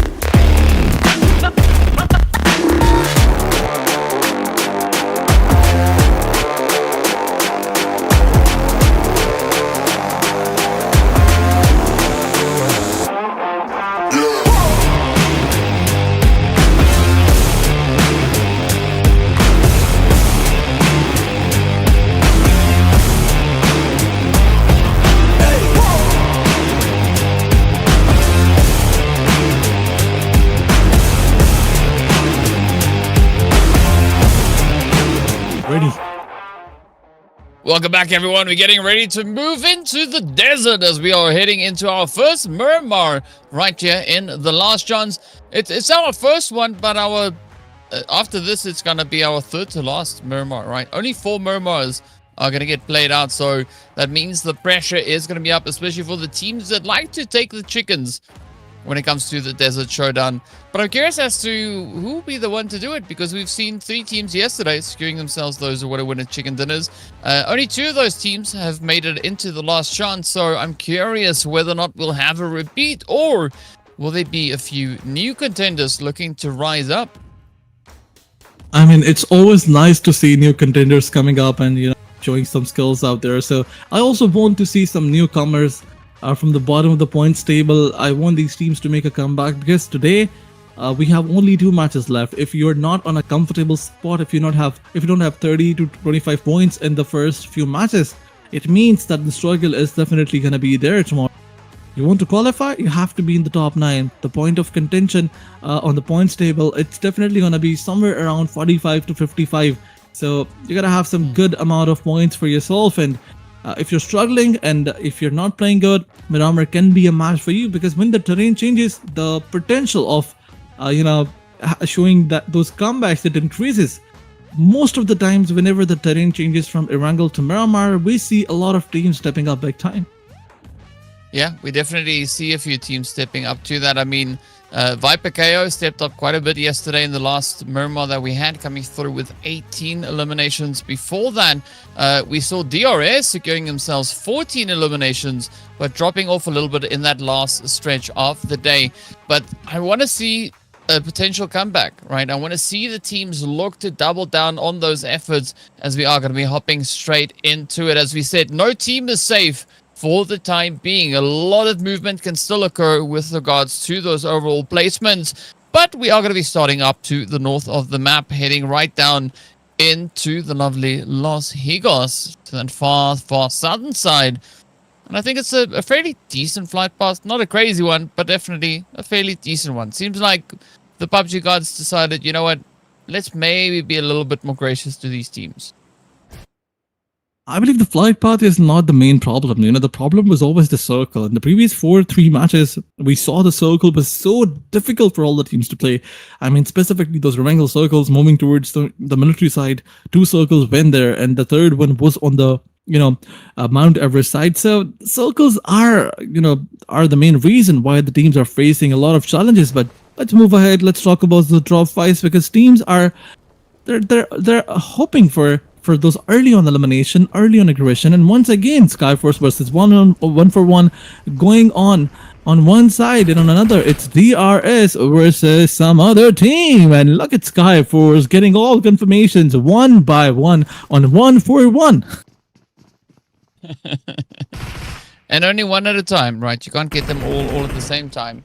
But yeah, it is what it is. Ooh, that zone though looking pretty decent, taking us right up into Impala. I mean, decent for us, not that great for the teams, right? Because it's going to be a pretty tough one to play through. But yeah, we really enjoy these ridiculous zones. It is really testing these teams to see can they hold their own, and who will be the ones deserving of getting those top 9 slots. Now, DRS, they've already lost one. Cyclone got taken down. I think there was maybe a bit of a dust storm or something that got kicked up. Let's see whether or not DRS can now clear their vision, follow through. NEXORY as well as R3G, a 1-for-1, and the players there from Skyforce going at each other, 1-for-1, the first one down. Now, who will be the next one up? It's going to be HALAL also going at Bandit, so several points of contention all across this map. Absolutely, R3G was also in a fight with the team NEX, where NEX player are taking the players of R3G down, and R3G was knifing the players. Bandit versus HLE. HALAL is also in a fight for YLC versus RRQ. I think 10 teams are fighting with each other in the first few minutes of Miramar. What's going on? ESPORTS is in a bit of pickle now. He needs all the cover that he can get from the backside. But wait a second, MVK, they do not care about anything else. Won't try to make make a move, and on the back of it, Break is also ready. Look at the kill feed. Bandit concluding their fight with Team LSHL. HALAL XAVIER is getting eliminated, but wait a second. R3 is also trying to make a move. Apex is knocked and finished. DRS, they have lost one player. They haven't get any of the players knocked out or elimination number confirmed. So it's a 4v3 situation here. Grenades are coming in. Grenades are popping in. Let's see if there's any of the knocked that team DRS is going to get with those grenades. But HALAL XAVIER, they're still not eliminated. They're still showing some signs of life. Break, he is the one with one elimination number confirmed. And Vikings, they are ready once again to get those numbers up, but DRS, are they going to allow them? That's a big question. In the meantime, DRS, when DRS is fighting with Vikings, R3G gets eliminated. Yeah, it's gonna be a very challenging play here. But now Vikings, they could get this one in the back potentially, as you said already. That first elimination being secured to them. Superman now getting ready to fly again. Will they need to take a little bit of a run up? We'll definitely have to dodge the grenades flying in your direction. But Superman right there alongside one of the DRS players gets a quick little trade-off as the wound comes through with a saving grace. Bandits will now have to pack their bags and off they go. The next team to leave. Let's see what the Vikings are going to be able to pull off here. Will they get the jump on DRS? DRS trying to hold on for dear life. It is going to be Molly's flying in, spreading out the flames and lighting them up. It's going to be Example getting dropped down, and the final player up. Oh, down they go, and no opportunity for DRS to even get a single point. They've just been absolutely ransacked, and now RRQ could be the next team to follow through. For YLC, they're going to be focusing up on Skyforce. Absolutely. Another team who is struggling. 2 players lost. One of them is also AFK. It's like, I don't care. We are eliminated. I don't want to stay in this match. I want to go somewhere else. But Skyforce, they challenged 1-for-1. They eliminated 1-for-1. Are they going to eliminate another team? Look at the elimination points. They have 6. Okay, they're 4 to the tally. Where did 4YLC lost their players? But wait a second. Some sprays are going to go on Team Skyforce from 4YLC's Punk, and none of the bullet connections are going to be there. And Bipin on one side, Punk on another. They're trying to gatekeep this team, but they will not be able to do that. Skyforce, they gotta watch out. There are some solos who are waiting for you. There's a duo who's waiting for you to come out, to lose your guard, or maybe just go all in, and they will be ready to punish you. On another side, it's T2K who's trying to find some players in the outskirts. Well, not like that. You're not going to find anyone if you're lying on your roof, right? Unfortunately, that's just not how vehicles work. And you're going to have to try and turn it the right way up or get it off the rock. I don't know how they managed. Okay, so the one car is stuck on a rock. The other one is upside down. That is, yeah, some phenomenal driving skills that they are showcasing here. They know exactly how to make it exciting for themselves, right? It's definitely quite interesting to see how they traverse the territory, but it does seem like they don't have too much of the pressure coming in alongside them, as they are in Impala. We don't really see anybody else over there, at least not for the time being. RRQ though, so all the way back at water treatment, so a big concentration of the lobby all went over towards that more western front, anticipating that the zone was going to take them in that direction, but Impala is going to be the place to be. Nuga now starting to rotate up. Let's see if there's going to be any opportunity for engagements here. I think this is one of the few games, aside from the carnage that we've had already, where we get a little bit of a moment of silence, right? There's not any crazy engagements coming through just yet. Yes, we had a few hot drops, but that's over now. Absolutely, all those hot drop clashes are over, all those skirmishes are over, and in that case 5 eliminations were seen. 5 teams got eliminated. Team 141, R3T, Bandit, DRS, HALAL, AXETRON, everybody got eliminated, and there was one team, NEXORY, who was left with the last man standing. So I feel like not just one, but a lot of teams, they faced their demise all because they wanted to get early on elimination points, and teams are here, they wanted to maximize their synergy on drop fights. So it's gonna help them in their coming tournaments. But TALON Esports, a rotational fight is going to be there from their side. They are keeping a team. They are looking on some players. They're trying to take information, and then they'll probably try to charge. And there's one thing about TALON Esports: they will never push all in. They will never go all in, Golo. They will wait for you to make a mistake. They will wait for you to give them information, and then they will decide to pick your players one by one. So that's a good thing. Whoever plays like this will always be seen on the top, because if you use information to the maximum, if you be careful, that's what battle royale games demand from you. That's what they demand, and then they reward you with points. But for now, the circle is gonna go far on the eastern side, because I knew it. But this time around, it's a southeastern shift. Puerto Paraiso, some islands are also in play. If it goes towards the island side, it's gonna be a messy circle. It's gonna be quite a menace. But talking about the menace, it's gonna start from the northwestern side, where team Skyforce is gonna be against team VOIN Donkeys.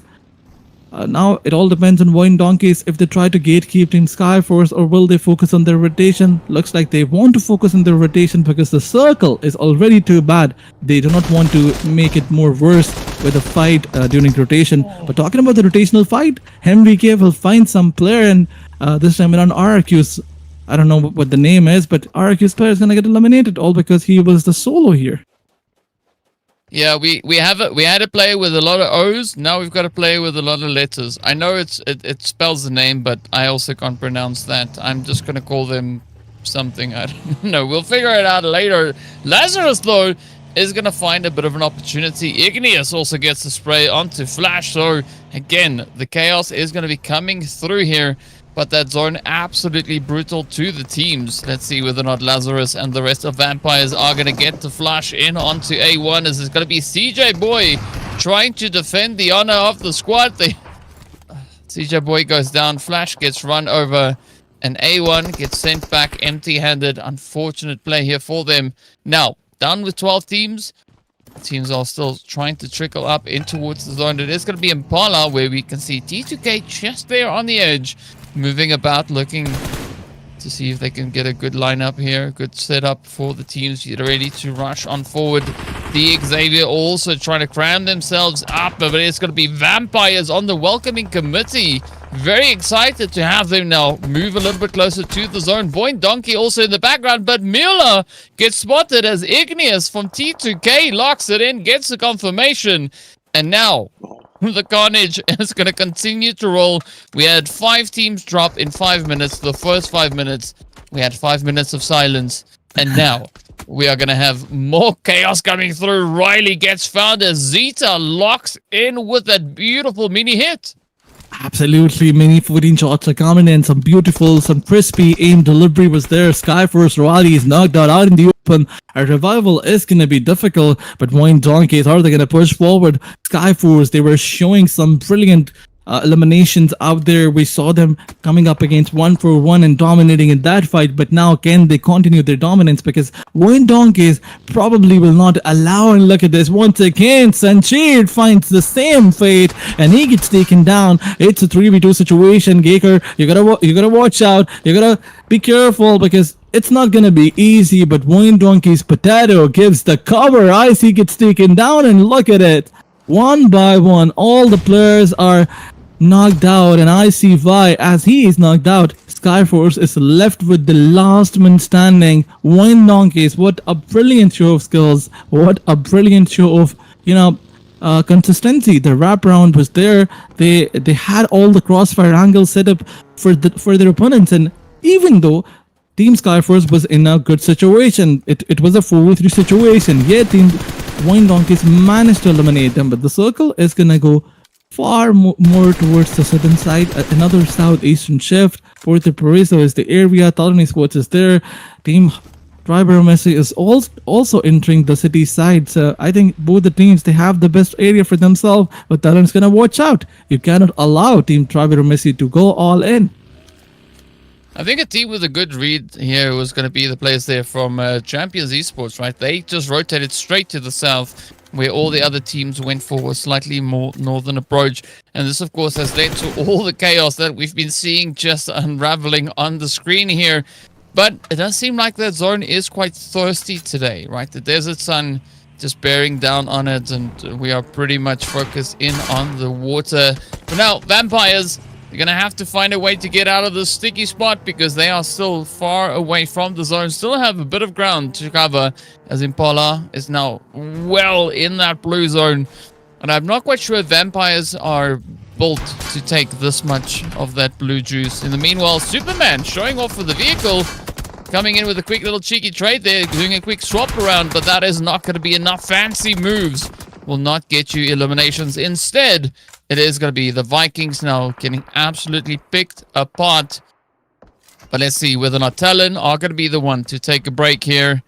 Of course, those confirmations could come through very, very soon. Now, oh, yeah, things are looking pretty grim as the Vikings get shipped out. Down they go. T2K, though, in it here, still with 3 eliminations up, and they've got a nice quiet spot up towards the northern edge of zone. Now Champion springing into action as TALON comes wandering forward. Axel gets dropped right then and there. Very quick and efficient here by BLUZZ. Absolutely. C1 Esports also trying to show some skills out there. Look at this, TALON Esports and C1. They will try to fight in a long range with Mini 14 on one side and M4 on another. But TALON Esports are going to realize that it's not easy. And look at a call. A shot was delivered right on the head, right on the money. And BLUZZ is popping some heads out there. He is just showing some crazy skills. But look at the kill feed is also going on. Vampire is coming up against T2K. And T2K seems like the last match was enough to give the momentum that they needed. But Vampire will charge in, and Pyrogen gets eliminated. Pyrogen, in fact, eliminated Vampire Sports. Sorry, I'm really sorry. And Vampires, there is no more blood for them to suck. There is no more elimination numbers for them to confirm, because Pyrogen is going to come in. And it was Jin's versus Vampires Esports. You know, Jin is also an entity. But on another side, it's RRQ versus Team NEXORY Esports, and another dominator, another table topper gets eliminated. They were playing so brilliantly in the last match, but no more good matches for them. They have to, make a comeback in the last match now. But on another side, it's Team C1 Esports. But C1, they have to focus on the rotation. Circle is moving forward. The fight with DX can wait, but the circle is not gonna wait, and that's what Team Champion Esports is focusing on. They are rotating, they are avoiding the fight, but once again, as they realize that there's a beautiful ridge, and DX will try to, go all in, and this ridge will give some cover. T2K, Team TF. Why do players change their their names in the middle of the tournament? C1 Esports. It's C1 Esports. Why do you have a TF in your name? Spelling, eh? It's a silent T, it's a silent F, it's a silent Q, and a silent 6. Yeah. TFQ 66I. Is this the first 3 letters are all quiet. right? They're silent. You don't say them. You just skip them and move on to the rest. But yeah, I mean, the pretty exciting match that we are looking at so far. 7 teams remain. AEROMACY here on the edge are going to be looking to lock down the beach, looking to see what they can do here.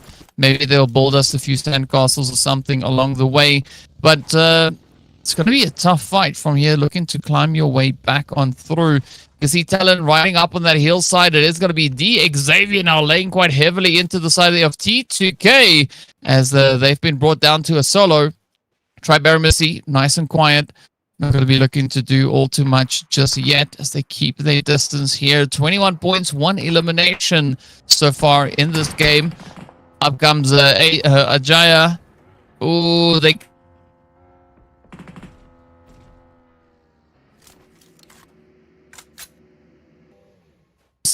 in a consistent pressure position.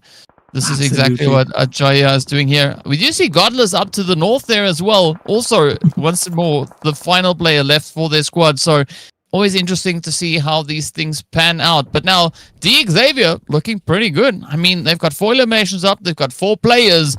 And it seems like they've got all the momentum, especially with Lamborghini now starting to kind of just rotate around. Couple of solos trying to pull off those miracles, but side by side, the fights are gonna go. The fights are going on. Look at the whole top. There are 2 teams coming up against each other, and utilities are being cooked, grenades are being cooked. TALON Esports, they are still holding those compounds, and we have seen them doing this for a while now. But DX versus C1, that's the fight that we were talking about. Some grenades are coming in, but Lamborghini, he is going all in those vehicles, and that's a bad move. One of the player was also knocked out by the beautiful grenade, and Doxy eliminates Lamborghini. Some self grenades are also coming in. In fact, he knocked out his own teammate, and that is not a good thing to do. C1 versus DX. Now Levas is the last man standing, and on the other side it's T1 with all 2 players standing tall. Balja wants to fight Levi's. TF is also alive. It's a 3v1 situation. Atomic is bleeding out, but they have to deal with Levi. First Levi out in the open with a shotgun and a leap of faith, but nothing is gonna matter as the last bullet is gonna connect from TFQ's side. And look at this, C1 confirming 3 elimination points, but what a blunder by Team DX. What a blunder. You cannot throw a self grenade in such fights where your survival is so important. You could have been in a top 3 after surviving this fight. You could have had more elimination points, but never mind. Thanks to the beautiful grenade by your own teammate, DX gets eliminated. But now the rotation has to come here from the side of C1 Esports, because they are outside the zone. There is TALON Esports in front of them. They have to find another way because TALON cannot be breached. The compounds cannot be breached so easily. You gotta find another way to move inside the zone. Speaking about the zone, there's not much of it, right? We're pretty much in the water. So again, we're going for a little bit more of an aquatic playthrough here. Unfortunately, we don't really have those hovercrafts here, so it's not going to be that easy to defend. Now, Shields trying to see if they can do a little bit of something, trying to see if they can prevent Champions Esports from gaining entry into this next zone. But this is where the odds could get turned on its head, right? AEROMACY out on the beach. We can see those shots flying up towards TALON. So whichever way it goes, TALON are going to find themselves in a potential sandwich. Kino and the rest of Champions now starting to push on forward. Balja is going to be keeping the pressure there, taking and maybe tanking a few of those hits, trying to see if they can get shields to use up the ammo. Atomics also just riding on the ridge. Didn't see a S12K just yet, but there could still be a little bit of magic about to happen here as TALON very active, not going to be backing down, not going to be sitting down and waiting for C1. Instead, they will try to welcome them from as far away as they can. Absolutely, but C1, where are they gonna go? They are getting so close to TALON Esports. Axel was eliminated, but utilities are coming in from Team C1 Esports side. You gotta watch out. Cheel is in a good position. He has all the information. He knows where the players are. Atomic is left in the backside to give any cover if the players decide to come out from this compound. The player on the backside will definitely provide that beautiful cover, but TALON Esports, look at them. They are in the compound, but they still have some vehicles secured, because even if they win this fight, they know the circle can go for another eastern shift, another southeastern shift, and maybe they will have to use their vehicle. So, yep, the pre-planning is there. but they gotta win this fight. TFQ breaching their compound. The smoke is there.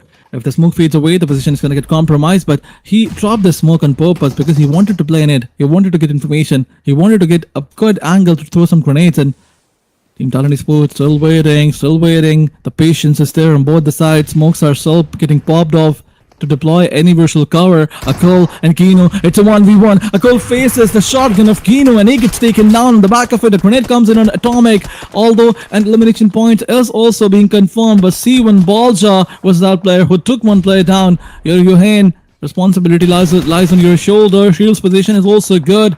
But are they gonna face the players of C1? It's a 2v3 fight, I guess, where Team TALON Esports, they have the disadvantage now. Let's see whether or not they can clutch up here. It's going to be Talon holding on to the compound. Champions absolutely relentless, looking to see if they can get the job done. Atomics now could come back into the swing of things, and this is that opportunity now for Talon to move up and get the wipe, but they can't see through the smoke. Unfortunately, the grenades though are going to connect on up here to Shield. Does take quite a bit of that health away. And this is Champions now back up to a 3-piece. This could be that turning point for them to push through and get the wipe. But unfortunately, it's going to be Kino to get dropped now. Atomics and their teammate Baja now having to see if they can find a way through the carnage. Shields, good overwatch. Nice tight position on the high ground. But is it going to be sufficient? Because that blue zone is going to move up pretty soon. They've got 2 minutes left on the clock. Can they wrap up this fight, and can they get themselves repositioned? Oh, the res was there, but Tricks all the way from AEROMACY reaching up from the beach, causing trouble now for Champions. And see whether or not Yorin can get this place secured. It is an absolute just shooting fest. Leads flying all over the place.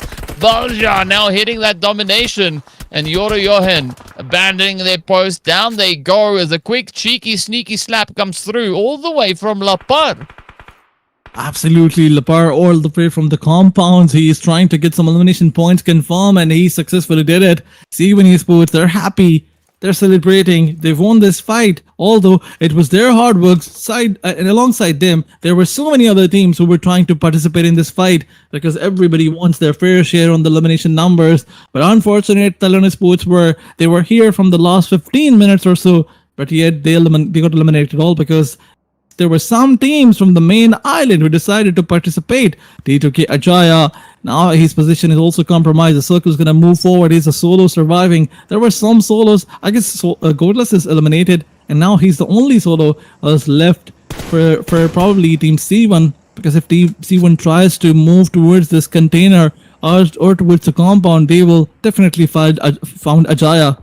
RRQ on one side, AST on another, and Team C1 is also moving from the top side. So we have a 2v2v 1v4 situation. AEROMACY, they have all the potential, all the minute advantage, everything that they need, but a beautiful grenade comes in by Balja right in the face of Ajaya. Ajaya gets eliminated. This will give Team C1 some opportunity, some elimination points, and it will also clear their area. It will also clear their, the gatekeep that was there by the last man standing of T2K.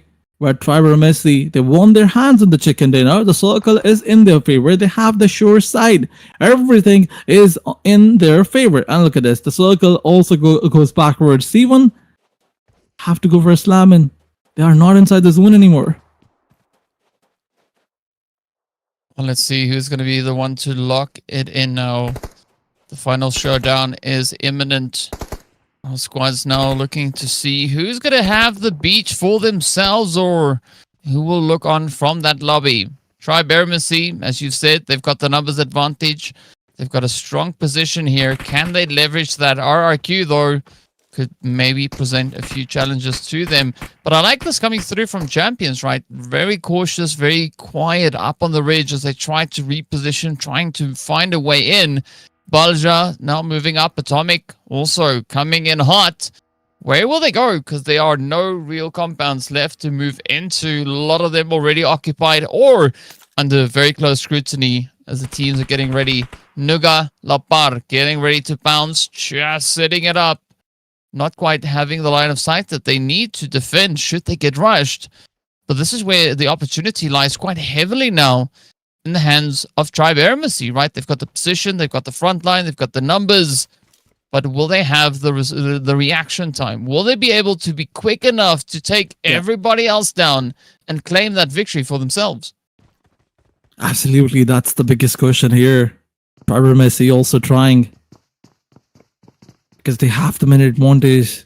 They cannot lose it. It's a 4v2v2 situation. If you try and fight with those duos one by one, you can definitely get your hands on the chicken dinner.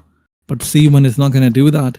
If you lose one player, things are going to go get messy. And you don't want to like it. You won't like it. You don't want to do it. Reg is still waiting. No position given. No sound cues given. Kante has a beautiful spot. If the circle goes far towards the southern side, ASD all day will be. It will be. I mean, it will be done for everyone else. All they need to do is wait now. Balta come from one side. Delta has the position advantage, and look at the circle. It goes away from every other team and move towards ASD once again. Not the first, but probably the fifth circle that is going to favor them. But Delta, his position is going to get compromised because Balja, look at Balja. Delta is going to be careful. The TPP advantage is with Balja. You cannot hold here. You have to find a hard cover.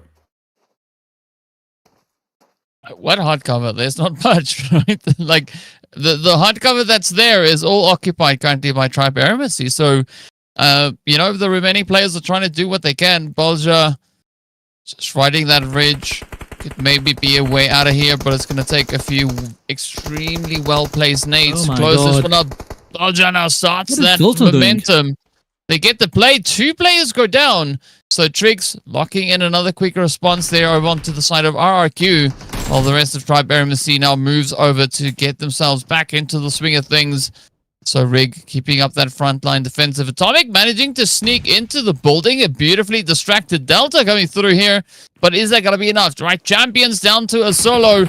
Atomics, they could maybe at least find a few more additional eliminations, but I don't see them getting that winner chicken dinner. The odds are just so stacked against them. But up comes the push. Atomic is going to be cooking up the nade, prepping for a bit of a charge here. As you can see, Tribe AEROMACY moving up here. They know that there might be a little bit of something, but Atomics has the S12K in hand. You got to watch out. Don't push in just yet. Oh, it's going to be a very, very risky play. But, of course, with the engagement down, the chase coming in on the back of the players there from Champions, this does give RRQ the opportunity to get themselves back on their feet and ready for the fight. Atomic, though, not going to get down without a fight. Up comes Riggs with the nade. Is this going to be a quick? And it is indeed Rig on the money. Now it's RRQ looking to move up, but they've been spotted. This is going to be Tribe AEROMACY looking to claim that winner chicken dinner. They have to dodge all the grenades, and grenades are getting cooked by RRQ. You gotta watch out. You have eliminated one trouble, but there's one more ahead. A grenade comes in from our ASD side as well, and this will leave Lapar on that half HP. Look at ASD. They're charging in. Blue from one side, and from another, it's ASD that's gonna get their hands on the last man standing of RRQ, and ASD. Tribe AEROMACY will get their hands on the winner chicken dinner. How beautifully this team executed. They had the circle advantage. They had the minute advantage, and they utilized it to the perfection. They did not made any mistake. They knew that there are some players who can have some nasty shotgun gameplays, but they dealt with everyone with those beautiful grenades and beautiful utilities. Everything worked in their favor. So here comes ASD, standing tall with a beautiful winner chicken dinner. Yeah, I mean, it was no surprise to see them really coming in clutch with that play. A phenomenal turnout here for them. And it was about time, right? Tribe AEROMACY could definitely capitalize on a few additional points coming their way. But what a way to close it out. A strong finish. They kept all players alive to the very, very end. And I mean, this is going to do wonders for them with regards to the points, right? Coming into this match, they were sat in 9th place with 20 points to their name. Now, they have a whole bucket load more. So curious to see exactly what the point situation will be for them. But you also got to commend the efforts that we saw come through there from Champions, right? They kept the pressure up. They made it so difficult to get the full send on them. But we are going to be looking at our MVP. It is going to be Godless coming through with 6 eliminations. and nearly 900 damage getting secured. So still a very, very impressive play. Even taking into consideration that all the teams were dealt with a super dirty zone, right? Heavy east shift. And for the longest time, a big portion of that zone was just over in the water. I mean, AST, they knew where the circle is going to go. Although one of those circles which can be very difficult to play, but TALON Esports and AST, they utilized the circle advantage to the maximum. But TALON, we can't say that they made a mistake when the circle was going towards the last stages. But moving onwards, we have to talk about the match rankings where Champions Esports going to get 11 points and AST, the Dominators, will get 16 points. They did not get many elimination points, but yeah, the chicken dinner was there. Skyforce with 11 all because one of those players were trying to step up big time. They won their early on skirmishes where 1for1 was there. Then they had probably team NEXORY Sports in front of them and they eliminated them as well. So, 1for1 also deserve appreciation. But Skyforce, RRQ, they played brilliantly. T2K, once again, coming up with 9 points. Seems like that one big performance was enough to give momentum to T2K that they needed. Yeah, they lit a little bit of a fire beneath themselves. They're like, you know what? Let's just go, right? The first 3 games, it was a little bit quiet, a little bit dormant, but T2K, as you've said, doing what they need to now to try and keep themselves in the fight. But the big question is going to be, will it have been enough, right? Will these teams be able to secure enough points to ensure that position up in towards the top 9? AEROMACY, I think it is safe to say that there's a very high probability of that being the case here for them. As you take a look at the points, it's going to be TALON now moving up into 2nd place. AEROMACY jumping all the way up in towards 4th. Champions also then flying into that 6th position. T2K also stepping up with a 4-slot jump all the way up into 8th place. And we've got a tie up at the top, right? 39 points to both TALON and Vampire. Well, the tie here clearly tells us that the competition is there, but side by side, talk about VOIN Donkeys. They have 48 points. They did not get any point in the previous match. It means the domination was there before the previous match. In 4 matches, they got 48 points, and that's the reason why they're on top. TALON Esports coming up against them, but there's still a lead of 9 points. And probably VOIN Donkeys will not try to, give them any room. They will not allow Team TALON Esports or Vampire Sports to cover up this lead, because if they do that, then the competition for the first spot is going to be in contention. Side by side, talking about the AEROMACY play. Previous match was brilliant by them. They are playing beautifully in every other fight, in every other match. They also jumped 5 spot. They're on 36 points. Then we have Champions coming up on the 6th spot with a 4-spot jump, 30 points to the table. Yeah, we've got to love it for them, and so good moves being brought through. But look at that, Skyforce also moving up 5 positions, RRQ moving up 4, and it's going to be a pretty contentious spot on the edge of zone. So we saw DRS coming through with 26 points. We've got 4YLC with 26 points. We've got RRQ with 26, Skyforce with 26. So a 4-way tie. That is going to be a very, very interesting one to look at as we move into the final match of the day to see who will be the teams and where will their positions be after the first 6 matches. After this, only 6 more to go, right? That's it. That's the last chance for them to secure the points that they need. And I can tell you, it is going to be a pretty hot and heated play.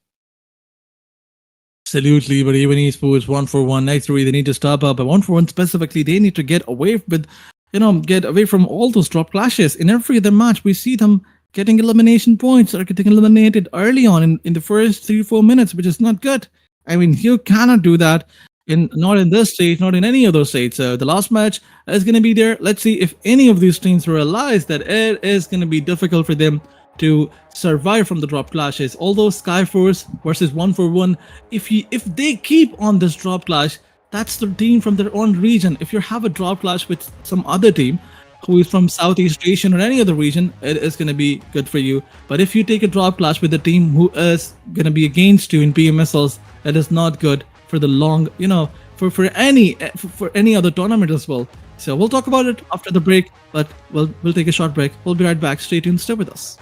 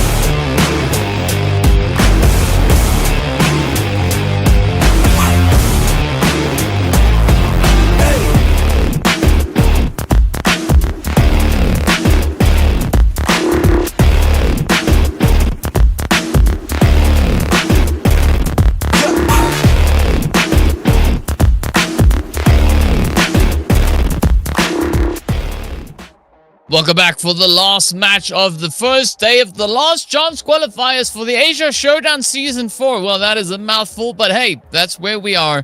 We're getting ready to see what the teams can bring in for one more time. My name is Zika. I am joined by the amazing, the great Aladdin, as we're getting ready to see what the teams are, or rather what they will have in store for us. I lost my own words there. I was so swept away with my own introduction. Who knows what is going to be happening next? Of course, hopefully the teams have some pretty good ideas or indications as to what we could be expecting to see for this final match. Well, that's a little bit of exaggeration from your side, the great, the amazing Aladdin, but it's okay, it's alright. I felt like the Spider-Man, the amazing Spider-Man. But it's time for this next match, match number 6 of the day, the last match. All these teams are on the bottom of the points table. They need to make a comeback because if they don't do it now, they will not be able to do it tomorrow. The pressure is going to be there, and it's going to be so much. The pressure is going to be so much that they will not be able to play good tomorrow. So they need to have a good match. Talking about HALAL, AXETRON, BNDT ESPORTS, Regicide, 1-for-1, 4YLC. Every team needs to perform, but there's one team who was performing previously and now they're struggling. That is Team Dingoes. What's going wrong with them? In every other match, they manage to get 4 or 5 points, which is not enough. We need to see them dominating. We need to see them performing. 5, 7, 6 points will not get you on the first spot. Yeah, unfortunately, you can't settle for a medium play. You're gonna have to go all out if you want to get those points secured on board. So the pressure is gonna be on. Who will be the ones to climb to the tippity top? We'll see now as soon as we have a good idea where that zone is going to be taking us. But the pressure is riding pretty high. Teams now looking for the opportunities and angles to get themselves situated. Interesting play, though, coming through there from VOIN Donkey as they take that southern play. No one there to kind of contest them, so they're going to have a very comfortable start to the day. But let's see where the zone is going to be taking us. Are we going to be taking an aggressive shift with the zone? Is it going to go to that far eastern edge like we had in the previous match? Or will it take us a little bit more back into the interior? Are we going to head in towards El Pozo or the potential surrounding area? Of course, only time will tell. Well, the answer is just no.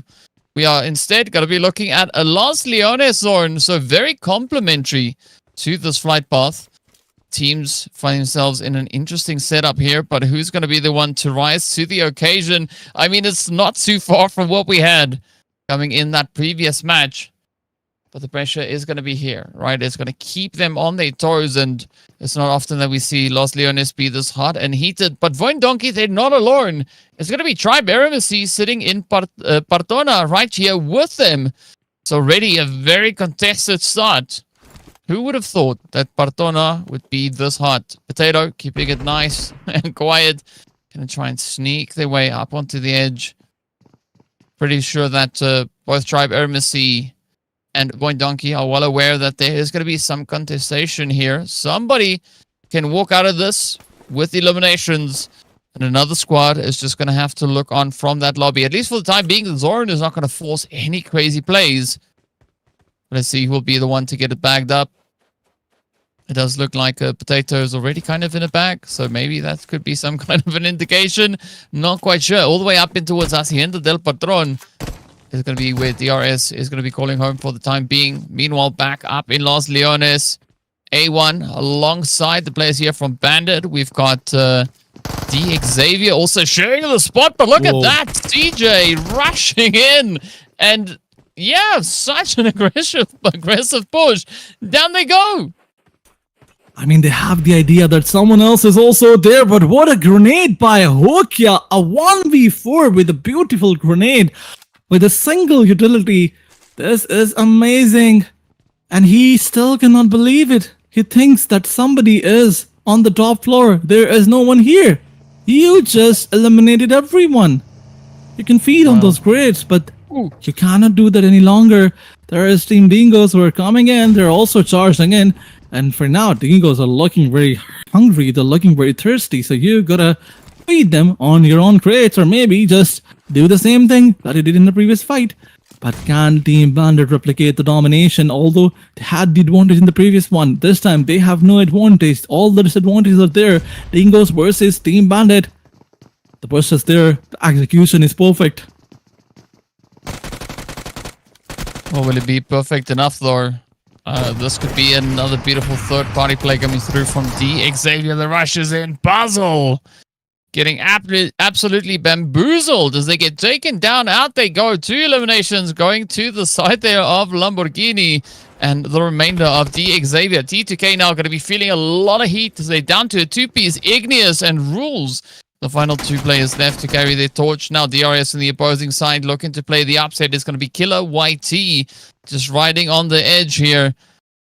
Patiently awaiting the charge now. Rules moving up, keeping quiet. DRS though still sitting with a few players up. They already have 1 elimination. And Killer YT looking so confident. Doesn't even bother to take a weapon out. It's just like, yeah, no, it's fine. I can take you on with my bare knuckles. Let's see if this play is going to pan out for them though. Rules OG, you got to watch it out. That Tommy gun could definitely pack quite a bit of a punch, but up comes the rest of the DRS. Rules goes down. Igneous. Are they going to be able to avenge their teammate? Will they rush in? Will they take the engagement? Will it be a 1v3 fight? So far, it seems like Igneous is down to wrestle. But will they be able to survive it though? Champions Esports also going to be the next team to fall, and the pressure is on. Ooh, a beautiful back and forth. But will DRS clutch it out? They're so close to getting it. Absolutely, Igneous is here, the last man standing. Maybe not the last man standing. Master Zerdy is also here, but he was about to take one down. He landed a shot perfectly, but here comes the last man standing, who also got eliminated by example. Everybody was taking their 1v1s, but what a blunder by T2K. You got 2 players eliminated, you can fall back, you could have fall back, but they were not even focusing here. They just wanted to leave the lobby. And that's what they did. Off they go. DRS with another elimination point, but here comes another fight. It's Dingoes coming up against Team Vikings. 2v3 situation, I believe. Vikings have lost 2 players. Yeah, they lost 2 players and they have 1 elimination point on Team Dingoes. Levi's was the one they eliminated. But yes, they need to take the revenge. They cannot allow them to get away with it. That was not 1 player, that was 1 brother. You lost one of your comrades. And DX, they realized that. Seems like they're listening. Seems like they're hearing me. And now they have decided to charge in. They are pushing in. Look at this. They're climbing the windows. Although there's a door right in front of them. But still, they are climbing the windows. And one by one, they will try to take all the players down. But look at the position. This is brilliant. No one can spot him. Or maybe they can. Look at this beauty. Lamborghini. When everyone was trying to climb up, he decided to jump. Yeah, that's the strategy, right? If there's a wall in your way, just go through the window. If there's a door next to you, go through the window. That's the play. That's the play. If anything happens, just climb through the window. That's the safest way to go. But we've already seen 6 teams go down in the first 5 minutes of this match as well. Again, another insane charge coming through here from the crews. But now it's going to be Superman, who could be biting into a few of those kryptonite bullets as they are finding themselves in quite a bit of predicament. Of course, they are the lone survivor for their squad. They do have vampires on the one side, XAVIER on the other. So not the kind of sandwich that Superman was hoping for. Absolutely. Not the kind of sandwich that Superman was hoping, because Superman, when you're a Superman, you get hungry a lot. You get a lot of cravings of food, of sandwiches. But wait a second, 1 for 1. They're also looking hungry. 2 elimination points to the tally, confirming the 3rd one, and maybe Voltrix confirms another. This time around, rotation fight with Team NEX is going to leave them on their last 3 players. But the good thing about this fight is that they are also getting elimination points. Yes, they're losing players, but they are getting elimination numbers up. Now, G is probably the last man standing. Okay, NEX have 2 players left. One of them is knocked out. The other 2 are still alive. So 1 for 1 is looking for probably 7 elimination points if they conclude this fight. But look at the circle. What a crazy shift by zone. What's going on? It seems like somebody is manually creating the zones away from all the other teams. It's like, yes, where would be the craziest spot to take this zone? Oh, I know. Let's go to the water. And then, where's the next one? Yeah, the water. I still think that's a good spot, right? And let's do it in back-to-back matches because why not, right? Let's just make it super troubling for these teams to try and keep up. But that's what I'm saying. I think the zone is thirsty, right? It's not after damage. It's not looking for HP. It's looking for water because we've been seeing quite a bit of that being the case right here. And so there's a golden opportunity for Tribe AEROMACY to really try and capitalize on a lot of potential carnage as they are the first team down on that far southern side. But now 1-for-1 and NEXORY still finding themselves in a bit of an altercation here. It is going to be Demo left to demonstrate their capabilities. Are they going to be able to survive? One player standing between them and a potential survival play.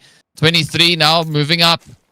Quickly just recharging right before that blue zone is going to hit. And this could be all downhill from here. Right, 2 players are what 1-for-1 has left. Voltrox is going to bleed out. The blue is not going to be kind. The nade is going to fly in though. Demo looking at the angle and down they go. NEXORY walking away with 3 eliminations while sipping on some blue juice. Absolutely, NEXORY, 3 elimination points to the tally by Demo OG.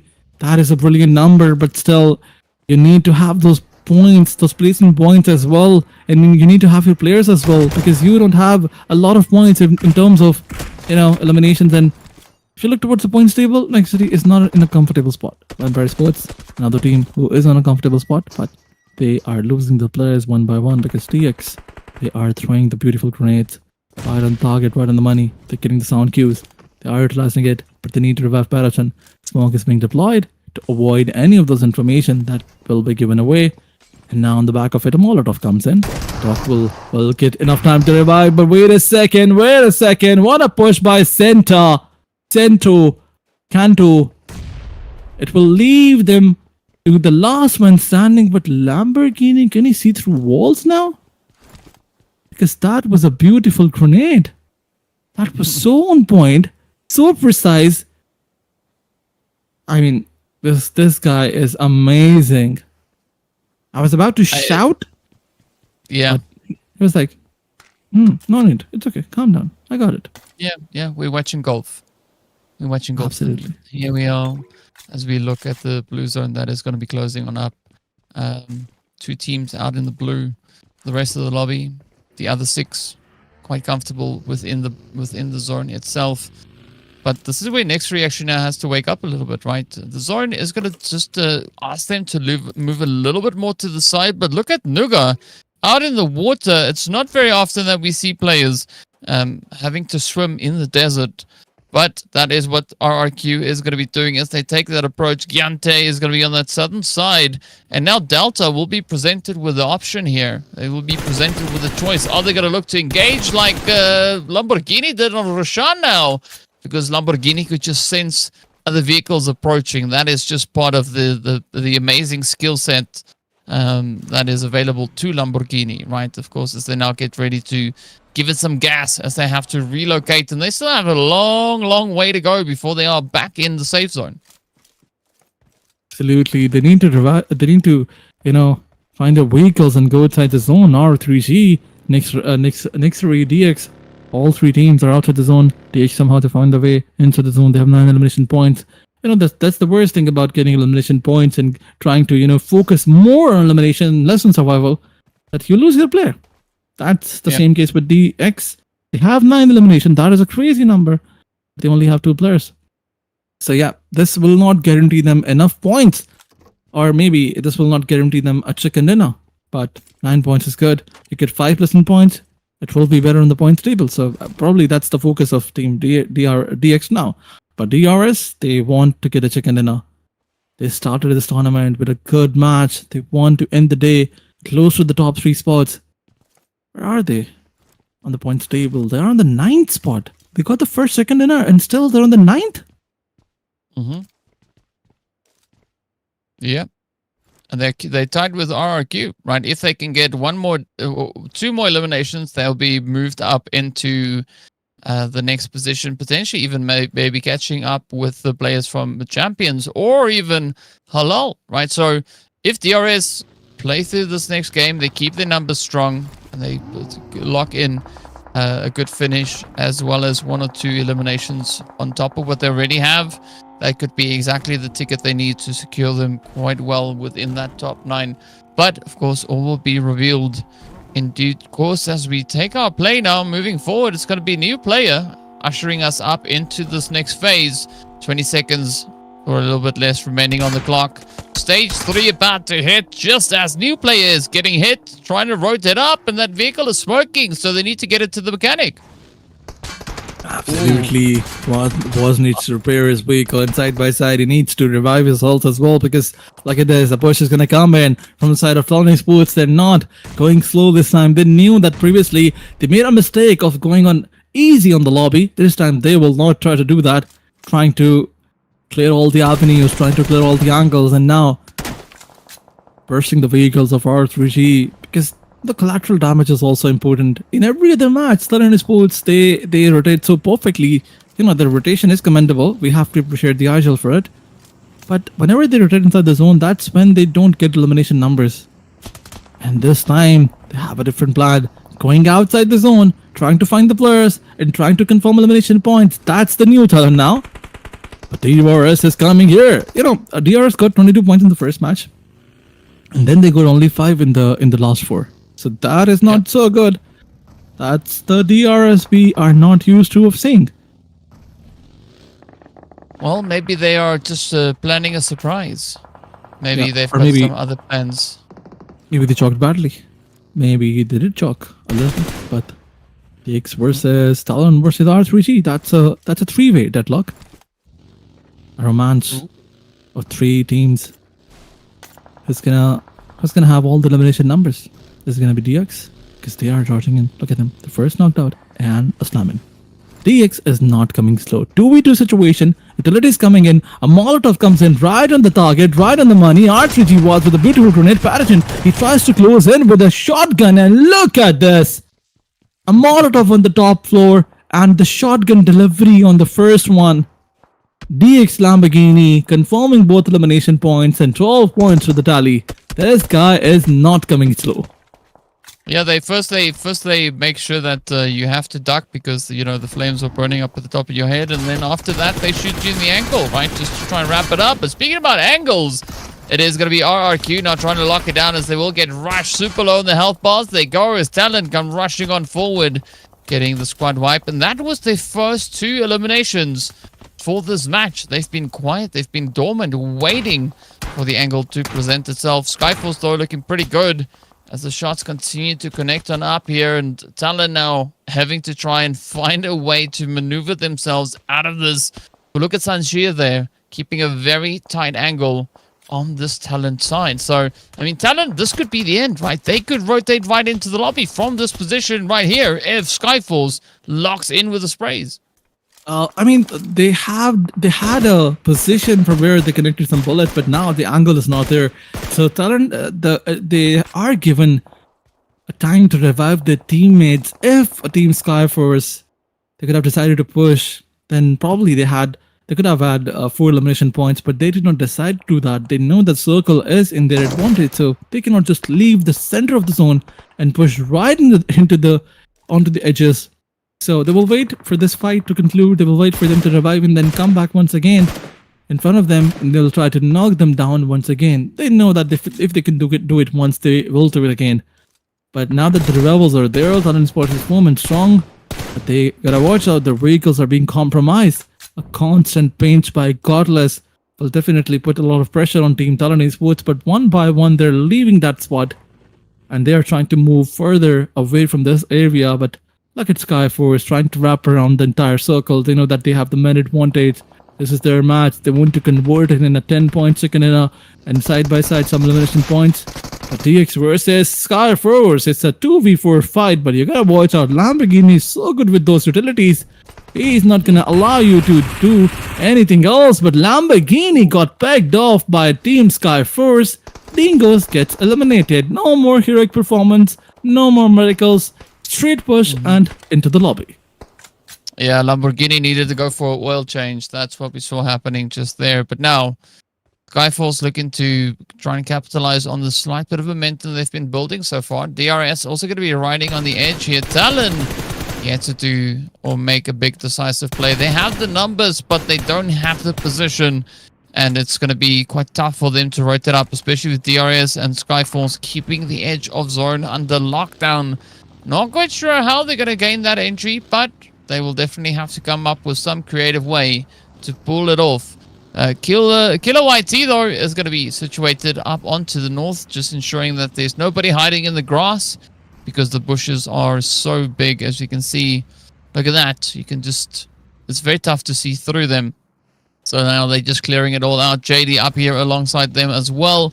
So DRS are going to be prioritizing a little bit more of a late game play here, right? They're going to try and keep themselves out of harm's way and have the rest of the lobby kind of settle their differences. Now, NEXORY is still alive. You can see Demo up off in the distance there. But will this now open up that can of worms? Will we see Talon and Skyforce find each other, or will we actually have DRS rotate right into the next team? Absolutely, but look at Skyforce. They are looking more promising than ever. TALON ESPORTS, 4-man standing. It's going to be a 4v4 fight, but they have to deal with all the solos and duos first. DRS with 2 players, and on one side, NEXORY with 1 player. But Skyforce, this is not the right place to be. They are in the dead center.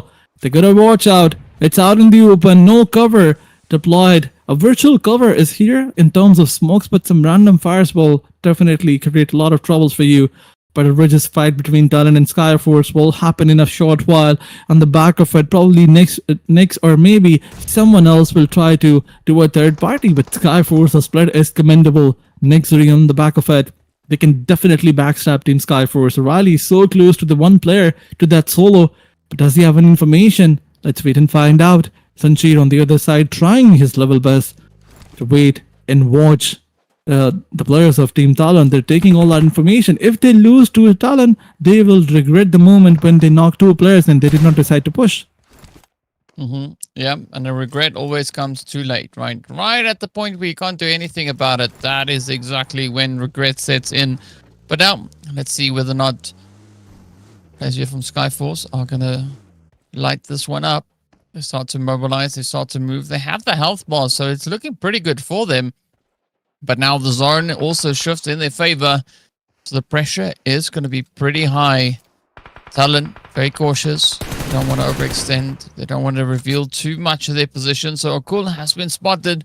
And now with the shot starting to fly on in, this opens up that opportunity for the rest of Talon to move in and prep themselves for that play. DRS also yet to make the reposition, as they are towards the north. Demo up in the window. So a very challenging zone though. But I mean, Skyforce, they have a very controlling angle here. They could, if they do a good job, take the victory.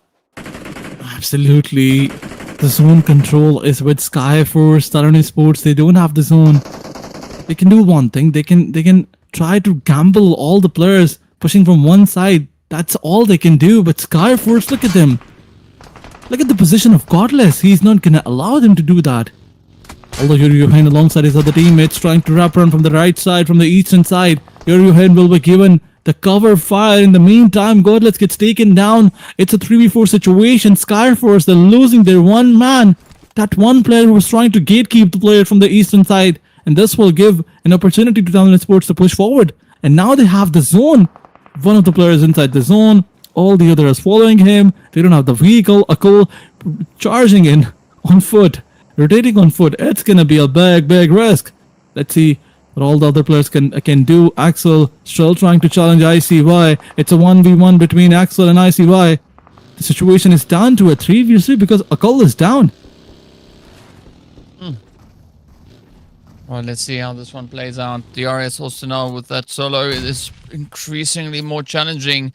But Talon somehow miraculously managing to get themselves all the way wrapped around and now sneaking up on the back end here of Skyforce. Icy trying to come through with a few cheeky nades there. Yoru Gohan getting spotted out as they push on forward. Nice hit up onto Shields. And this could be that opportunity now for Skyforce to come back with a vengeance. Riley is going to be supplying that Overwatch position here as Icy now gets back up on the roof. Axel trying to gain a bit of ground here. trying to charge forward, looking to see if they can come in and bring in a helping hand. Beautiful strategy as Icy spots another player. And this is now all downhill for the side of Talon. It is not over just yet, but it could very well so be ending right then and there. Here we have it. The utilities flying all over the place. Suncheer getting ready for the push. It is now going to be Skyforce trying to double down. Yoru Johan is going to be the final contender left to try and make a difference. Not being allowed to do too much of that as the push is there. And Riley with the S12K ends the run for them. Now, Skyforce, the only squad left with 3 players up. It is going to be NEXORY as well as DRS now having a bit of a back and forth. We can see up on that mini map. So those shots now making Skyforce quite aware of their position. So the push is going to come in, and this match is going to end very, very soon, just as we head into stage number 7. Absolutely, it is going to be a winner chicken dinner by Team Skyforce because they have minute advantage. Everything is in the favor. But what is Demo planning to do? Is he trying to go for the drop? Is he trying to go for any golden weapon recovery? There is a buggy in front of him. He can use it. But look at this, Sentry. How did who knocked him down? The kill feed. I'm unable to see kill feed. But yeah, Skyforce, the DRS push is going to be there. Killer YT going all in on that one player of Skyforce. Riley has to take him down, and he did it beautifully. And now the placement advantage, the minute advantage, everything is in the favor of Team Skyforce. NEXORY, a miracle is needed. A miracle is needed, in fact. Miraculous performance. Only a miraculous performance can save him. Senchi, Riley, all the players of Skyforce, they're in the vehicles, they're on the charge, they're on the hunt. Look at Demo OG. Can he clutch it all? Can he clutch this? Can he do something amazing? The answer is going to be a big no. Some shotgun fires were there. Both the players missed it. But yeah, the final blow by Skyforce and a confirmation. 9 elimination points, a chicken dinner in the last match. Skyforce is trying to make an impact in the points table. Yeah, they definitely are. And I mean, what a good attempt this was coming through here from them. That S12K coming in clutch at the end. Unfortunately, NEXORY couldn't do enough with that player right there in front of them. But hey, you can't win them all. It is what it is. But a well-deserved victory going over to the players, of course, then coming through from the side there. Yeah, Skyforce doing the necessary deeds. But I want to see what the point situation is, right? Again, the zone providing quite a bit of a challenge to these players. There we have it. Skyforce, it is official. Suncheer, Godless, Riley, and Icy coming in hot, coming in clutch, getting that fat goose for themselves. But we got to see what the points are. Where do they find themselves? But first up is going to be our MVP. Absolutely. Who's going to be the MVP? I think it's going to be Lamborghini because he had 9 elimination points. We saw this guy. He was messing around outside the zone with all the duos and all the solos available. Even they clutched on a 3-player squad. So yeah, 2 players coming up against 3 players and still dominating. That is classical by Dingoes. And Lamborghini will get all the credits. 9 eliminations, 1-4-2-4 damage, 17 minutes survival, which is definitely not good. But yeah, the damage is crazy. Eliminations are insane. And Lamborghini, man, oh man, this guy is PMGC material. In fact, maybe more than that. But yeah, talking about Skyforce, talking about the comebacks, they will get 19 points. And let me tell you one thing. Before this match, Skyforce had a total of 17 points in 5 matches. Yeah, they went, you know what, let's take that and let's double it, right? Instead of double it and giving it to the next one, they doubled it and kept it to themselves. So a great play coming through here from Skyforce. Also got to commend XAVIER as we were talking about them now. Lamborghini coming in with 9 eliminations. That means the rest of the squad only got 3. So that's an average of 1 elim for each of the remaining teammates. Of course, that wasn't necessarily the way it got broken down. NEXORY also managing to survive all the way into that 2nd place, walking away with a glorious double-digit points there. DRS coming in with 9, TALON hot on their heels, as well as RRQ, and everybody picking up points. Every single team getting points for the last match of the day. Absolutely, they needed these points. DRS coming up with 9 points. Previously, they had 5 points in previous 4 matches, which is not good. But yeah, 9 points is a good number. NEXORY with the 10 points, TALON Esports with 8. I mean, the consistency of TALON Esports was unmatchable. Let's see where are they going to be on the points table in overall rankings. But RQ still managed to get 7 points, which is also a good number. 1-for-1 with 6. AEROMACY with 5. I mean, 1-for-1 needs a good match, a real good match. If you look towards the points table, total overall rankings, 1-for-1 is on the struggling end. They managed to get 17 points, only 17 points in the previous 5 matches. So yeah, in this match they have 6, which is also not a good number if you look towards their overall standings. Yeah, it's going to be pretty tough, but we'll get into that right now as we hop straight into it. Skyforce flying all the way up here into a glorious, glorious finish. As you can see them finishing on a strong footing. It is going to be quite a bit of excitement here indeed for the players. As we have it right then and there. Wow. Look at that 9-slot jump by Skyforce, 8-slot jump by XAVIER.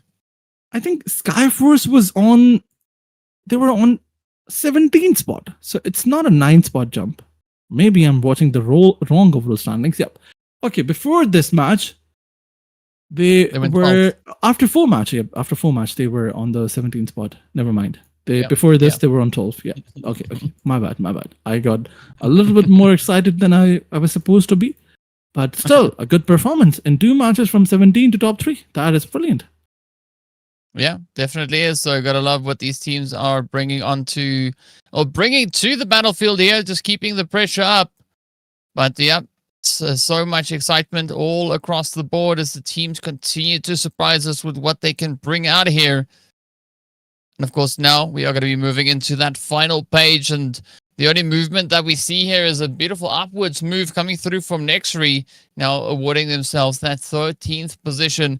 But again, looking at the standings, it's very, very close for everybody except for A1 Esports. A1 having a pretty tough day, right? Only 9 points across these past 6 matches. The rest of the lobby running away with points, right? All the way from 49 to 23.